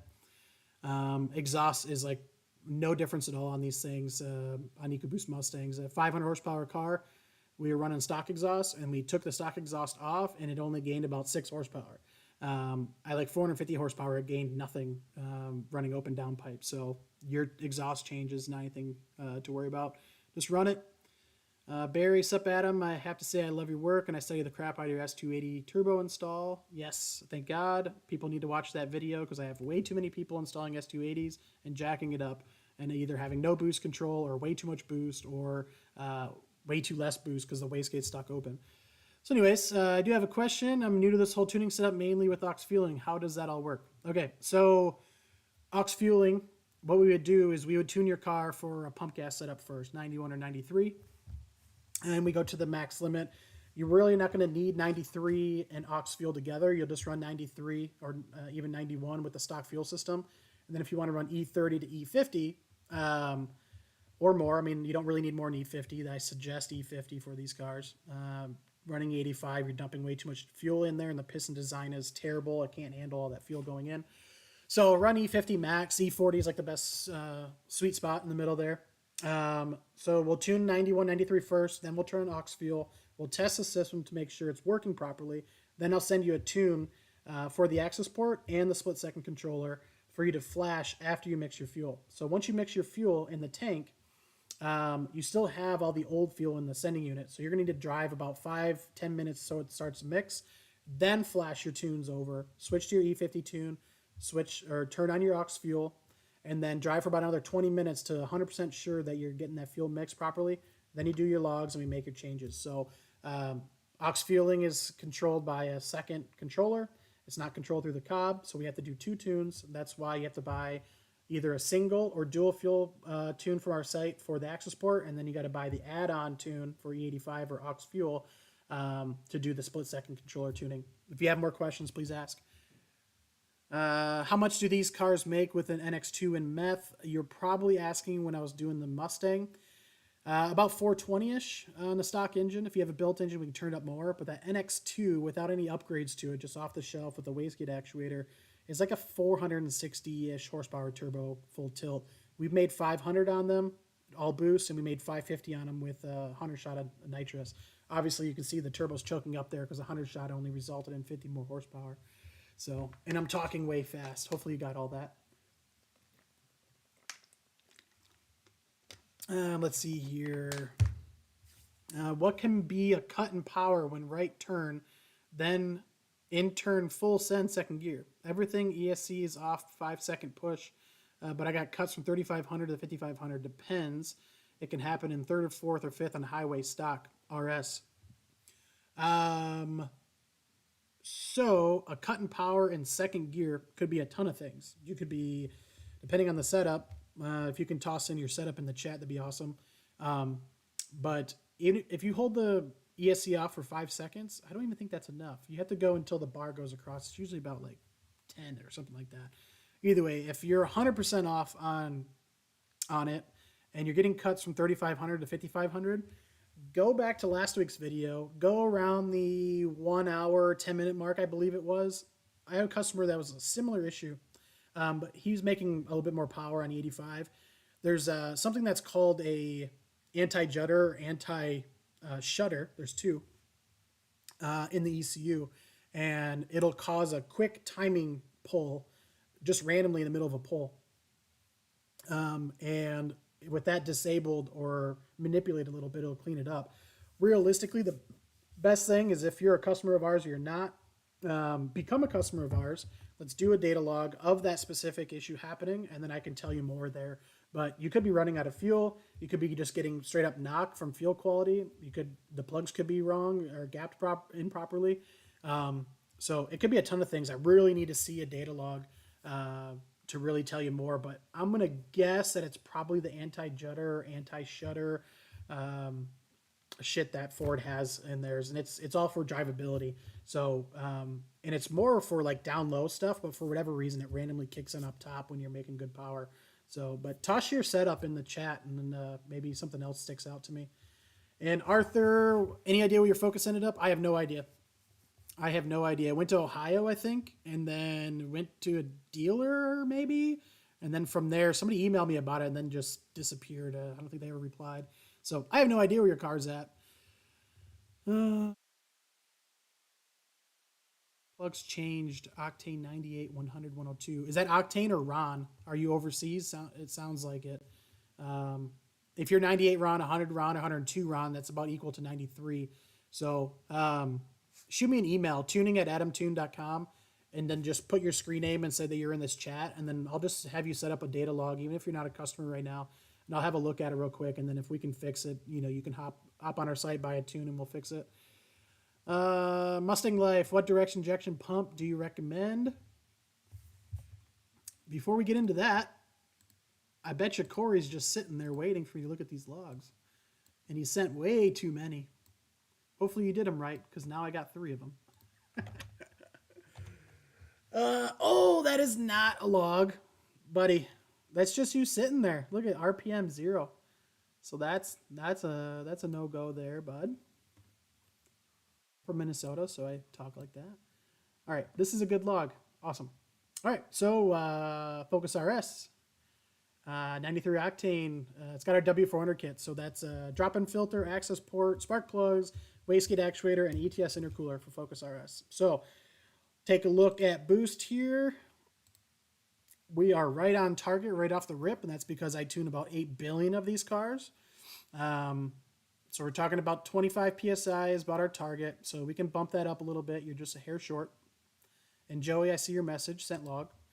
RSs are always a little flaky in fuel or wavy down low. So, but that's all perfect. We're good there. We could probably smooth it out a little bit. So we got excellent boost curve right off the rip. Timing, a little bit of variation, and that's okay because that came from you tipping in. So that's just the engine shaking back and picked up a little bit of knock. But you can see it trended up the whole way, so we're good. We ain't got any problems there. It's not dropping like that other log from Joey. You saw it went up and then it dropped again. That's a problem. So this is all good. If you were to start a little bit later in the RPM, you probably wouldn't have these. And if you don't have a rear motor mount, I would toss one in. That'll resolve a lot of it. So, and we're just short of target timing for 93 octane. And you got just a small correction in octane adjust ratio. So the fuel quality might be a little bit questionable. And charge air temp, you're just a little bit on the higher side, 90 degrees. That's not too bad. All right. So what we're going to do here is I'm just going to drop timing a hair down low. Just clean this up because we did see a small change in octane adjust ratio. So I'm just going to make a quick small change of timing. And up top, we're all good there. It's not too bad. Comment in the chat, Corey, hopefully, or message me on Facebook. What fuel's in the tank right now? I know it's 93 octane, but from what station? Where'd you get it at? That'll tell me a little bit more information there. And let's go bump this boost up a little bit and correct that timing. And then we'll open up Joey's setup here. We got about another 20 minutes before I got to jet out. I'll take that back. Go a little bit after 3 o'clock. I do this while my son's sleeping, so that's why I have a specific time window. All right, so we're gonna get you up to about 25 pounds of boost. It's perfect for 93. And then Mustang Life, I'll get back to you here in a sec too, and the other questions. So everybody that's got some questions in chat, hang tight. I'm gonna answer them all. Let's see. We just need a little bit more, not much at all. So we'll do that.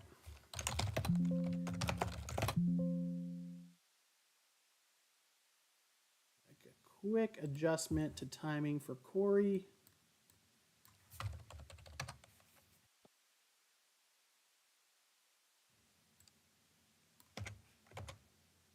And fueling was good. And charge air temp. I'm gonna make a small change to the compensation for charge air temp.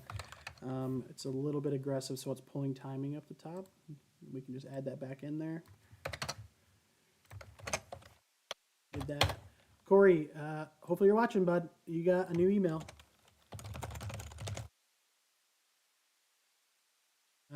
So I'm going to go over your other logs too real quick, Corey, and show you what the issue was there. So you have it. So this is a perfect log. So data log 5, which is your second log, you did perfect. So do that again, and I only need one more. You don't need to log a bunch. And yeah, you're good there too. What was your barrel? You're a little bit, you're not at any elevation, so you're good. Cool, that's all awesome. All right, got you there. And Joey, hopefully we cleaned up that timing. If not, I hate your fuel. Oh, look at that, mint. Cool. So you just got that small variation from when you tip in, but it's all trending up the whole way. So you're good there. And we also cleaned up that boost. So you got a small overshoot down low. That turbo likes to fire real fast. So I'm going to just kind of dip you down a little bit here to keep you from overshooting. And we're going to get some more boost up in the top end. Definitely needs more boost top end. So we're at 65%. All right, let me open up Joey's tune here. Send him off, and we'll go over the rest of the chat. I don't want anybody dipping out because I haven't answered your question yet. Your questions are just as important as doing the tuning. So Joey, your timing is perfect. We're going to leave that there. We're not going to get too aggressive in the top end. We're just going to make up the power that you can't make with 91 octane in California. We're going to make that power up with a little bit more boost up in the top end. So, and you overshot boost right around there. So we'll do that.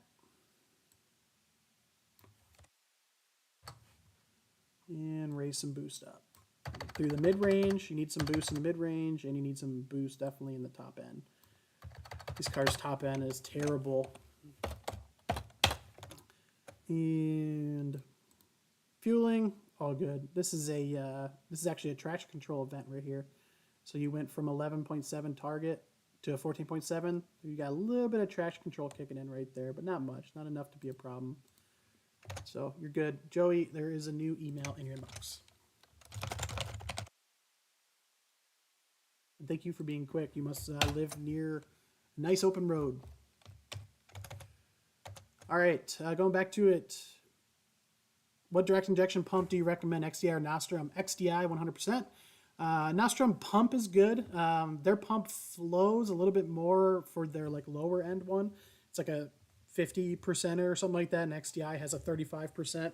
And an Evo. Evo's a little bit more flow. I run Evo on everything. If you need more than 550 or 600 horsepower on E85 worth of fuel, then you can do the XDI 60 pump. Dietrich's injectors, no, absolutely not. Dietrich 1700s DI injectors are garbage. You will not use it. XDI makes 2000 cc injectors. Those are the ones you want. There is no data for the Dietrich 1700s, and plus I've had a ton of them fail in the engine and just dump fuel in the engine. So I don't tune any Dietrich 1700 DI injectors. If you want to use Dietrich injectors for the aux or port, like you said there, that's 100% fine because those are Bosch injectors just rebranded.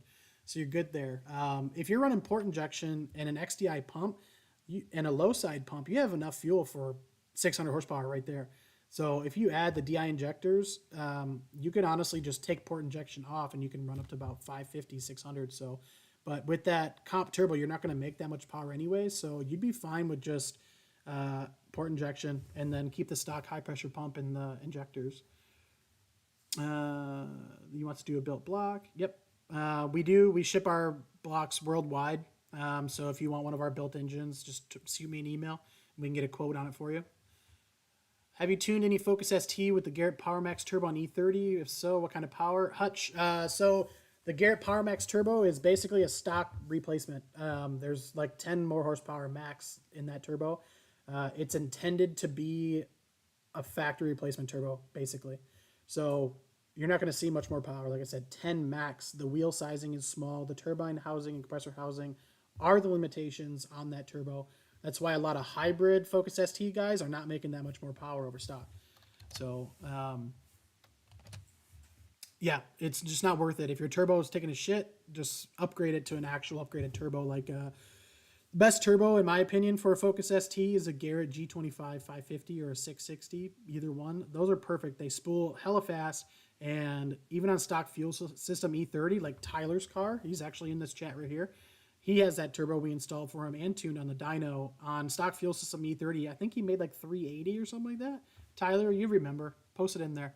But yeah, it's a more expensive turbo, G25, 550, but it's the turbo you want for sure. And if you do a built engine, you can go up to 500 with that turbo. It's excellent. Barry, you shot me an email. Awesome. Black Dark, what would you say from your experience as a stock internals VSST motor limit? Go on the YouTube channel. You're already there watching. Go on my YouTube channel and watch through our VSST engine, 382 wheel horsepower. Thanks, Tyler. Go through all the VSST engine. You see one in there that says like 1.5 liter. That was a block we were going to use. Go through there. That goes over the entire Fiesta engine and shows you all the weak points. And then there's also a new video that will be coming out like next week for our built engines that goes over all the issues. So basically, the cylinder liners are a problem and the head studs are a problem. Even if you do a built engine with rods and pistons, you're not addressing the issue of the block. So all of our built engines have sleeve block to address the cylinder issue, our rods and pistons in it to address the stock internal issues, which is like a 400 horsepower limit from the stock internals. But the block and the head lifting from the block, the head studs, and off-the-shelf ARP head studs do not do shit. They're worse than the stock ones. So the head lifting, getting combustion from the cylinder into the cooling system cracks everything. Cracks the block, cracks the sleeve, cylinder liner. It's just a huge problem. So in order to make more power than, say, 350 horsepower on a Fiesta ST, you need to do a built engine from us. Nobody else does it like we do. Nobody else addresses the issues. They just do rods, pistons, and a new block. Doesn't do anything. So we do sleeves, rods, pistons, and then we upgrade the head studs to use the same 625 plus studs we use in the Focus RS and EcoBoost Mustang, which make 800. So you're good to go there. Gabriel Plux change, yeah, shoot me an email there. Arthur, imagine a dealer getting the car and trying to figure out what was going on with it. Yes, it was that. Somebody emailed me trying to figure it out, and they were trying to drive a stock tune on a 4-bar map sensor, or a 5-bar map sensor, actually. And then Joey, you sent the log, but I think that was from before. So that is all good. And yes, Tyler, is it true not to run Shell 93? You can run Shell 93 if you want. The issue with Shell, if there's a note in all of our tune instructions, say at the bottom to not run Shell fuel. If that's the only thing you have available to you, then yes, you can run it. But Shell 93 has additives in it that cause direct injection engine cars to knock severely. So, and it's not just EcoBoost. Subaru does it. All their FA20s, they knock on Shell 93. The Corvette has a direct injection engine in it now. The C7s and up, those all knock on Shell 93. And then EcoBoost, like I said, they all do it. So you can run it, and we can tune accordingly. We just got to run less timing. But if you want to run 93 for max power for the fuel that's available to you, use something else. Here in Minnesota, we have some BPs. There's an Amoco that has 93. There's a couple sources for 93. So use one of those over Shell. BP is the best. Valero. If you're down south, Tom Thumb, like in Texas, is a grocery store. They have awesome 93. Kroger has 93. It's also good. Kroger also has some of the best E85 out there too, always 85%. So avoid Shell 93. Also avoid Costco, Sam's Club, or wholesale gas stations like BJ's, I think, are on the East Coast and stuff. They're all top tier fuel, but they just get whatever's left over from these other companies, basically. They have a contract. That's why they're able to do cheaper fuel. For like, one reason they have cheaper fuel is because you pay to use a membership there to get their fuel, but also because they get a better price on the fuel that they do buy, and there's a reason for that. There's surplus fuel from these suppliers and stuff, and they'll just kick it over to Costco and stuff. So some Costco is good, but it's inconsistent is the problem. So stay away from it. Benjamin, yes, get your damn car fixed and let's do it. Let's get that thing tuned. We need to get back to the track. We need to run 9s in that thing. Joey Chip running Shell 91 right now. Yes, that's totally fine. Because you're in California, that doesn't apply. So I think in the email I sent you, I don't know if I did because you're live tuned today. Yeah, it's on there. If you look at the bottom of the email I sent you, Joey, it says USA customers only, excluding Arizona, California, Nevada. They have what's considered ACN 91. And basically, ACN 91 just means that it's absolute shit. It's the worst fuel ever. It's the worst in the United States. New York is a very close, even though they have 93. New York fuel is really bad because they have California emission standards there in New York. So because you're in California, it doesn't matter what fuel you run, just run the best name brand station you have available to you. So you have Shell 91, fine, use it, because even if you switch to like Chevron out there in California or Arco 91, it's still going to be junk. So you're not going to have any benefit from that. But you have 85 available to you in port injections, so let's just run that sweet corn juice. Definitely make some power with that.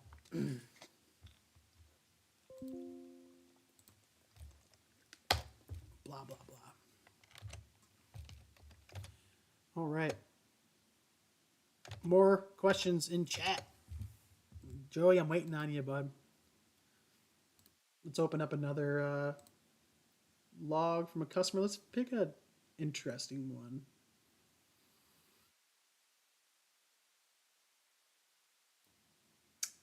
Yeah, there's really no interesting ones. They're all just the normal shit that we've already been doing. So open this up. This is a customer in South Africa that has our built engine in it. I sent him a built engine, our built head studs, precision turbo, our wastegate actuator, everything.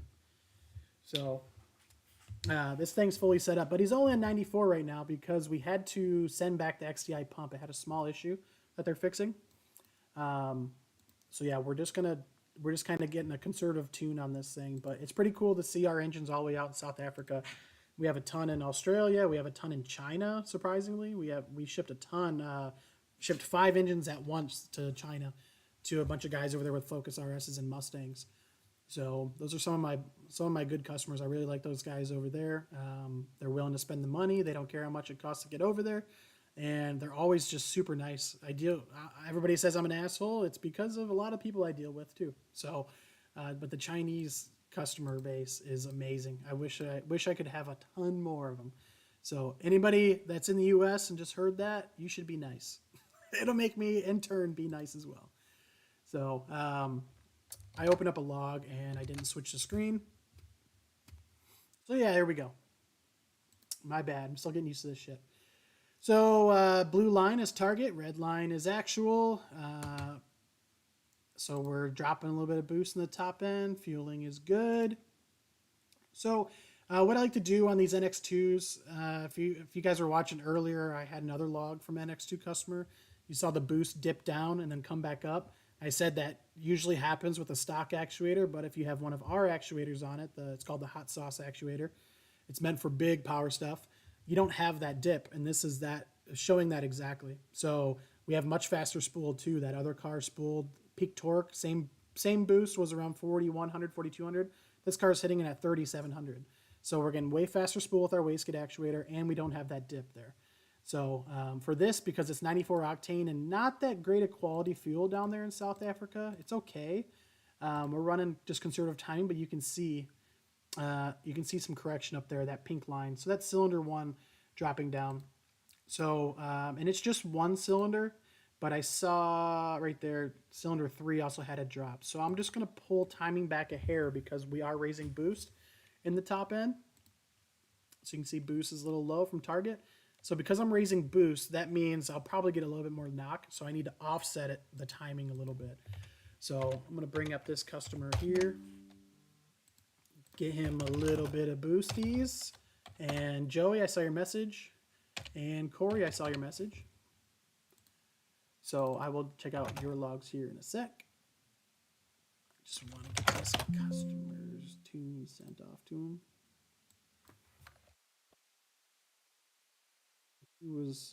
Boost target was good. I like to ramp these up. I like to have a little bit of lower boost than I see in the top end. It feels better. If you just hit peak boost and just kind of ride it out, the car kind of feels flat. I like to hit you with a nice bit of torque, and then I like to keep it ramping up so you always feel that nice acceleration through the RPM band. So we're going to ramp him up from about 4,500 up and see some more boost up top. Let's see. Yep, we're good there. And because we saw a little bit of knock, like I mentioned, we got to offset it a little bit. So I'm just going to pull a hair of timing back in the top end. And I am repeating myself, I know. But it's good to be sure. And target that right there. Yeah, just pull a little bit. All right. All right, Joey, let's open up your logs real quick.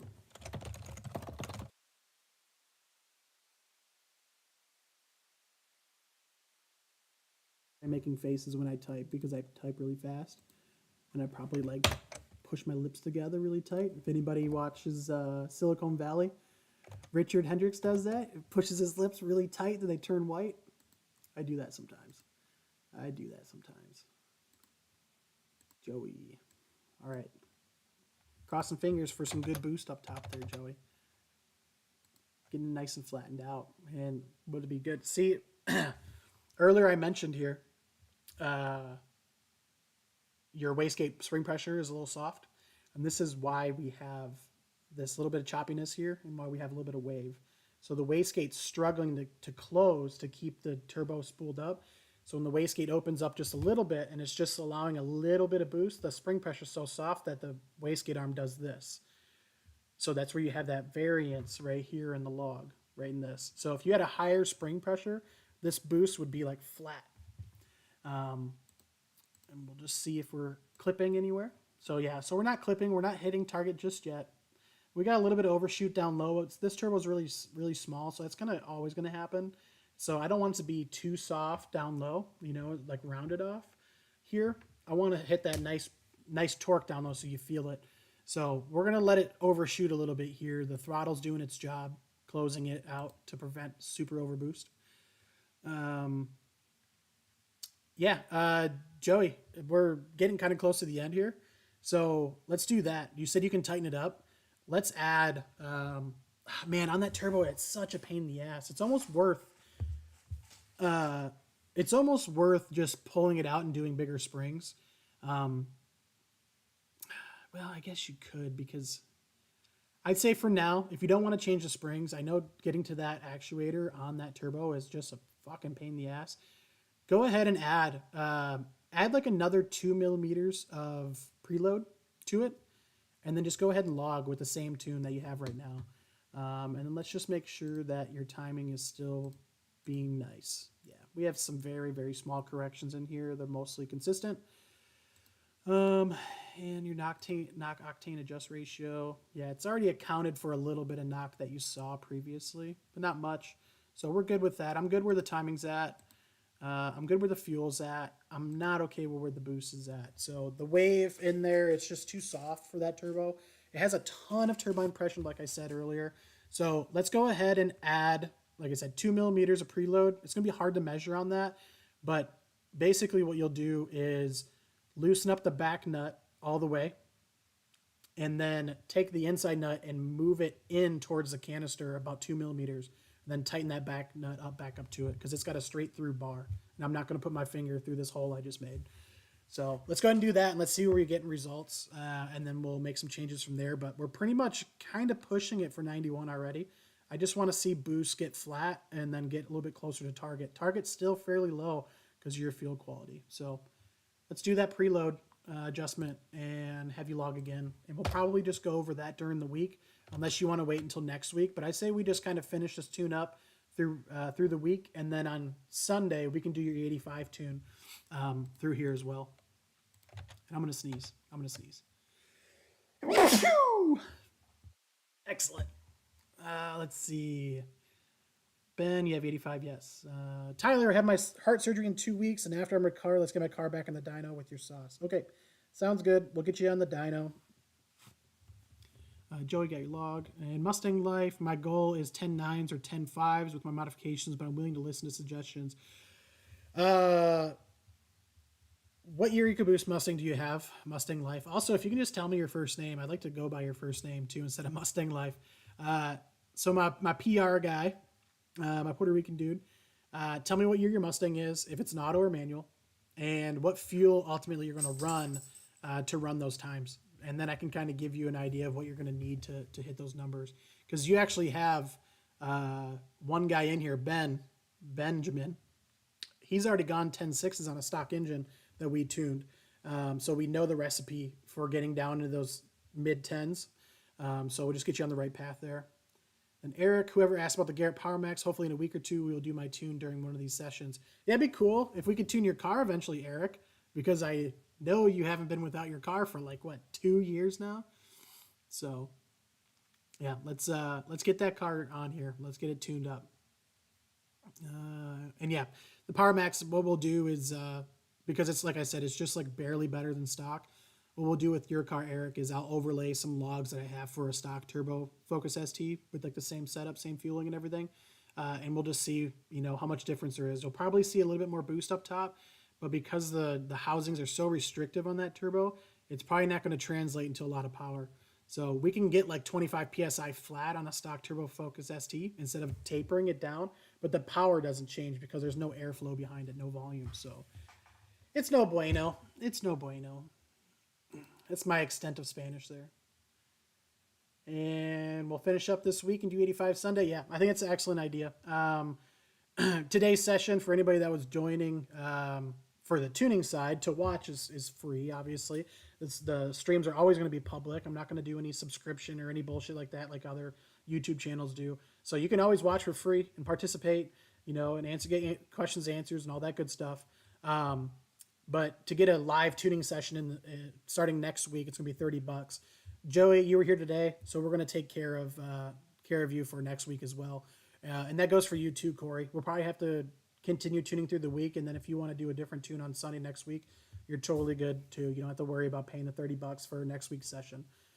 So, there's any, are negative ignition corrections a concern and worth watching on my parameters?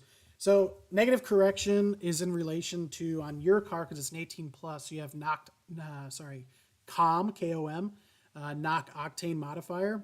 It's the same thing as octane adjust ratio. So, if you do some Googling and see people or see the Facebook groups mentioning or octane adjust ratio, it's the same thing as what you have is KOM, knock octane modifier. The only difference is it's inverse. It's +1 versus -1, but it still works exactly the same. So you can watch negative corrections, and really what you're looking for is just during what? When you're just driving around and taking off from lights and going, to the grocery store or whatever, you might get negative corrections taking off from lights or during shifts and stuff. That's okay. Just let it do its thing. But if you see a ton of negative corrections when you're doing a full pull or you're heavy on the throttle, then that could be concerning. But what you can do is look at your KOM as well, your knock octane modifier. If that's dropping significantly, then yeah, you're getting a good enough knock to where the COM is catching it and dropping it down. So, but people need to learn, and I'll probably do a video on this. Octane adjust ratio and COM or knock to octane modifier are there for a reason. The fuel that you fill up with is not going to be the same all the time, and where you drive and how you drive your car is not the same all the time. So you should let that work. People freak out when their ore goes off of -1 to like -995 or 0.95, or their COM goes from 1 to like 0.98 or 9 or whatever. It's not a big deal. Let it adjust. It's pulling timing to keep you from knocking, which is reducing your ignition correction. So let it do its job. When I'm tuning, I'm making sure we're tuning for within what your setup's capable of. And then after it's tuned and you're on your final tune, you just let those things do their job and it's always going to be safe. If it drops down, that just means that the fuel might not be that great, But if it drops down a lot, like you see a 30-point difference, then you might have an issue and you should address. So I would say anything more than like 15 points on or COM is a concerning area. But if it's only changing like 5 points, just don't worry about it. Let it do its thing. So check Messenger DM. Which one? Oh, there you are. I got you on Facebook, bud. Maybe. Here you go. Okay, I'll reply to this after the live stream here.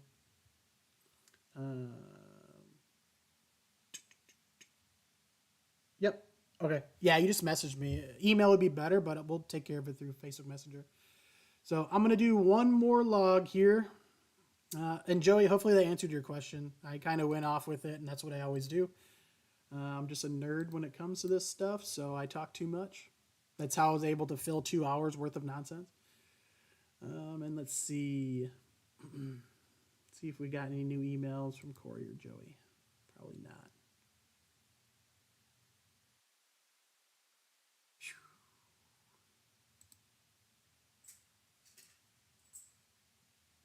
Okay. So earlier we had a customer where his car was running super rich when it shouldn't have, but he says the methanol injection is off. So we'll see if he has port injection.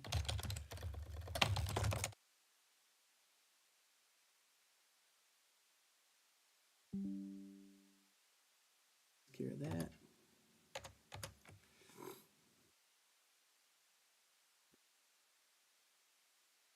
And we're going to wrap this up here.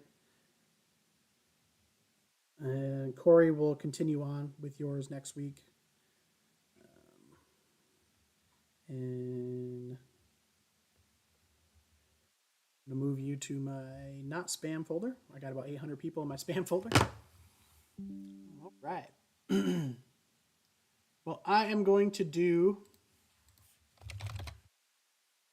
let's see here.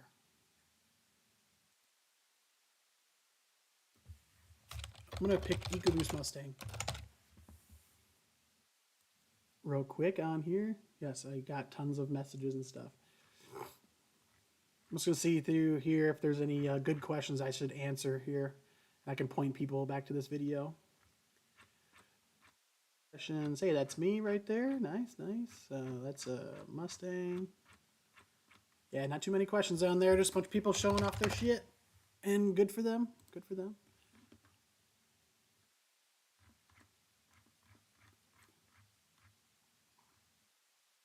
Ugh, the oil change question. Always the oil change question. Mustang Life, John. Awesome. I'll remember that now. I can address you by John. But yeah, throw your full setup in an email to me, tuning@adamtune.com, and I'll just kind of put you on the right path. But the first thing you got to do is ditch that turbo you got. So, but yeah, the oil change question. Every single group's got the oil change question.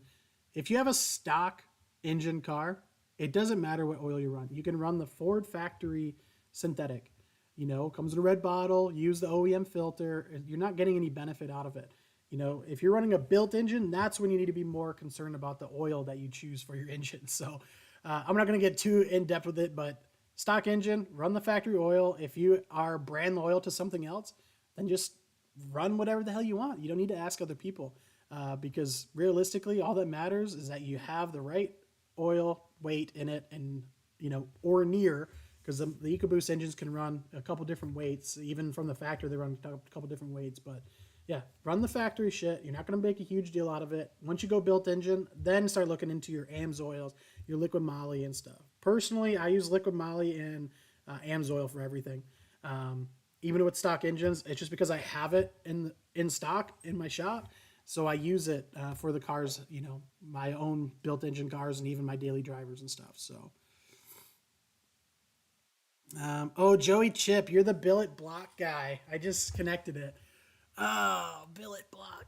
Okay, well, I mean, with a billet block, you better change that turbo, and you need to go do a four-port head, which I have one. You should message me on Instagram about it. You should do a four-port head on the billet block if you want to make any significant power out of that thing. So, and that 7163 is good for a stock block, but not for a build setup. It's just way too small. So, yeah, we got up to 20 viewers today. That's better than last week. Hopefully this went a lot smoother than last week, and the quality is good. Hopefully we kind of bumped everything up as far as like the rate and stuff goes. So hopefully the audio quality is better. Hopefully the video quality is better. I'll have to watch it later, but this will wrap up this week just because we don't have that many customers that jumped on because I just launched the live stream tuning like 2 hours ago or 3 hours ago, something like that. So probably next week we're probably gonna have a lot more people because this will kind of show them what they're getting into, and I'm really gonna push on it. I think doing the live stream tuning and having some back-to-back tunes and stuff and just getting it done all in one shot is gonna be awesome, especially for the customer side. For me, it's fun. I like doing it. I'd like to do more YouTube content, but yeah, I mean, doing YouTube content during the week is kind of tough because I'm in the shop, and when I'm in the shop, we are busy, busy, busy, busy. In fact, I could probably bring it up. Let's see how many cars are in the shop right now. I'm just gonna pull this off for a second. All right, you can look at my YouTube, my thing real quick. Boop, boop, boop, boop, boop. I don't even know how to view our cameras. Let me see. Oh yeah, here we go. Here we go. Yes, I have 14 notifications. That's not very many. Usually I have about 100. So, all right. Cool. Let's put this over back on this screen. Oh, that is not good. There we go.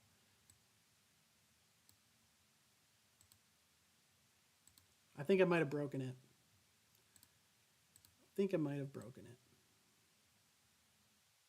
There we go. Awesome. All right, this is the shop right now. So we have Cody's 240, which I tuned on standalone ECU Masters Black. It's got an SR20 in it on E85. It was a pretty fun little deal, but it needs a smaller turbo, or a better turbo, I should say. The turbo it's on, it's just terrible. This is a Focus RS that I bought, built, and sold. It's wrapped by the neighbors there. This is going to Virginia this coming week. We just got to finish tuning it. This is a car that we're about to build. This is for a customer that I sold this car to in South Carolina. There's a RS way up there. That one's all done. We just wrapped it up. Built engine, 93 octane, stock turbo setup. It's not anything crazy. This big thing here is a Lexus GX that I'm building. Behind it is another Focus RS. Here's another Focus RS. You can't see it. Got a Focus RS right here as well. That's a local customer car, full build, turbo upgrade, fuel system, everything. There's a Mustang over here. That's a customer from Oklahoma Full build engine, precision 6062 on it, E85, the whole works. The little Fiesta right here. This is the trash Fiesta. It used to be black, now it's multicolored. We're gonna have the engine ready for that very soon. This is Daniel Newman's Fiesta up here. We're gonna have the block ready hopefully this week as well to get in it.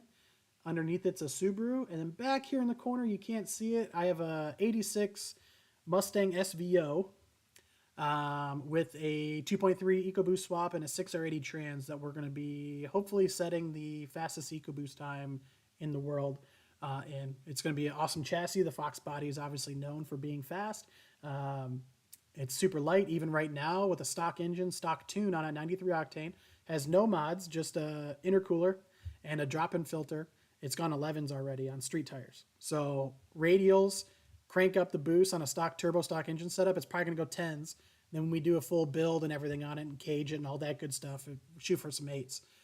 So, and also the second lift here.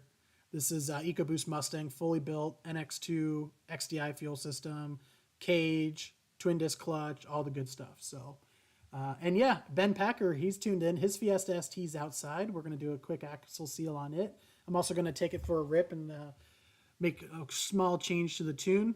And I think the other car you're talking about outside, that's a Focus RS I just bought. And I bought another one, so that's sitting out there next to my my right-hand drive rape fan. So, but yeah, you can see the shop is busy. So during the week, it's hard for me to make content because I'm in this car tuning it. Then I got to finish that one, jump in this car, get the tune set up, get it started, go break it in, get it ready for dyno tuning. Assembling an engine or whatever for this. Cody mostly does all the labor work, but I'll have to finish up and get this ready for transport, this red RS way back up there. Plus in this corner, we got like 3 engines palletized, ready to ship too. So I'm always busy during the week. It's hard for me to jump on there and do it. And then in between all that, I'm doing e-tunes and stuff, so... Ben Packer say what? I don't know what you're referring to. Are you saying I'm making a quick change to the tune? Is that what you're asking about? If so, yes, I'm making a quick change to the tune. I do want to see something, and I think while it's here, I'm going to throw that upgraded map sensor on it. So we'll take care of that. I think I credited you for that map sensor. If I didn't, I'm sorry. It's going to go on now, but we'll just catch up on that later. I don't really care about it. But I do want to get it on there because I think we're going to turn up the boost on your car over 30 PSI. Oh, yeah.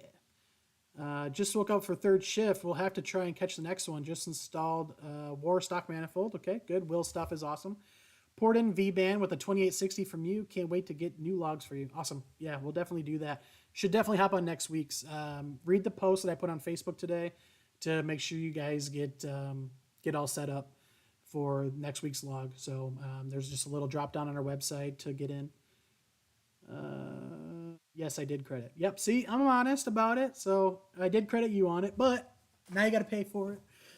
I'm just fucking with you. We'll catch up on it later. But you need a manifold on that car, and I believe you have the Pro Alloy intercooler on that. Don't you have a big-ass tall intercooler? I forget. That was another reason why I think we had such slow spool on your car was the intercooler is just way too big. If we drop a smaller intercooler on it, I bet you the thing will spool a hell of a lot faster. John, let's see. I know I said I was going to take off. That's because I'm from Minnesota. I just continue to talk. That's what we do here. Clean pipe with downpipe without catalytic intakes. Our pressurization CVF and CVF race differential intercooler. Wow, that's a lot of information there, bud. It's really hard for me to understand what's going on there. Yeah, I mean, if you want 10.5s, that turbo that you got, it's not going to do it. You're going to have to do a turbo kit. We do a CPE kit. There's really not many turbo kits available for the EcoBoost Mustang anymore. But we do like a custom version of the CPE kit with a precision on it. Definitely go that route. That'll be the way to go. Get a 5862 on there. So we have quicker spool and it'll have more than enough top end to get you like a 10.5 run. As long as you can hook, you're going to need Mickey Thompson ET Street R's, 28 inchers, some skinnies up front. Hopefully your auto car, I think you said. Yes, automatic. Oh, it's 2015. Good. So you have a 6R80. 10R80s suck. So, yeah, you should be good. Built engine, throw some cams in it, big turbo kit, fuel system so you can run 85 or some race gas, and then some tires. You need some tires, and you can easily run 10.5s. So be good. Yes, if you had a Ben, if your car has that big intercooler on it, that's one of the reasons why it's spooling a lot later than the other cars. So that's something I didn't think about. But yeah. Oh, maybe you're saying yes something else. Fuck it. The chat's so slow, man, because there's a 45-second delay here. And I didn't say Hape van. I said the R word, RAPE, Tyler. That's my Japanese van, which might have been. We might be able to have this on the camera. Let's see, Thursday. Let's see a busy day in the shop. Oh, that's July 21st. That is not the right date. Thursday this past week. There we go. Look at. Let's see if we got some clips of the van in here. Maybe not. 4 o'clock. There it is. There you go, Tyler. That's the van I'm talking about. So this is the van that's outside right now. If you do want to buy it, it's actually getting built to be rented. It's got a full camper setup in it. You can see the table and the bench seat. This turns into a bed. It has a bunk bed up top. It's going to have AC, heat, sink, a cooking stove right here, and also a refrigerator in the back. It has this awning, and we're putting another awning on the other side that comes around. Oh, and there's my little dude and my wife. This was Thursday, so it's old clip, and that's me giving my little dude a hug. So yeah, that's the rape van there. Imported it from Japan. It's called a Nissan Homie. But all right, we are going to lock it up this time. So next week, 1 o'clock Central, if you want to get on live tuning. I know this last 30 minutes wasn't really doing anything. But anyways, live tuning. This stream will be saved, so anybody that wants to read back on it, it'll be there. And that's about it. So next week, 1 o'clock Central Time, email me if you want to get on a spot, and we'll get you scheduled in, and we'll make sure we have your tune.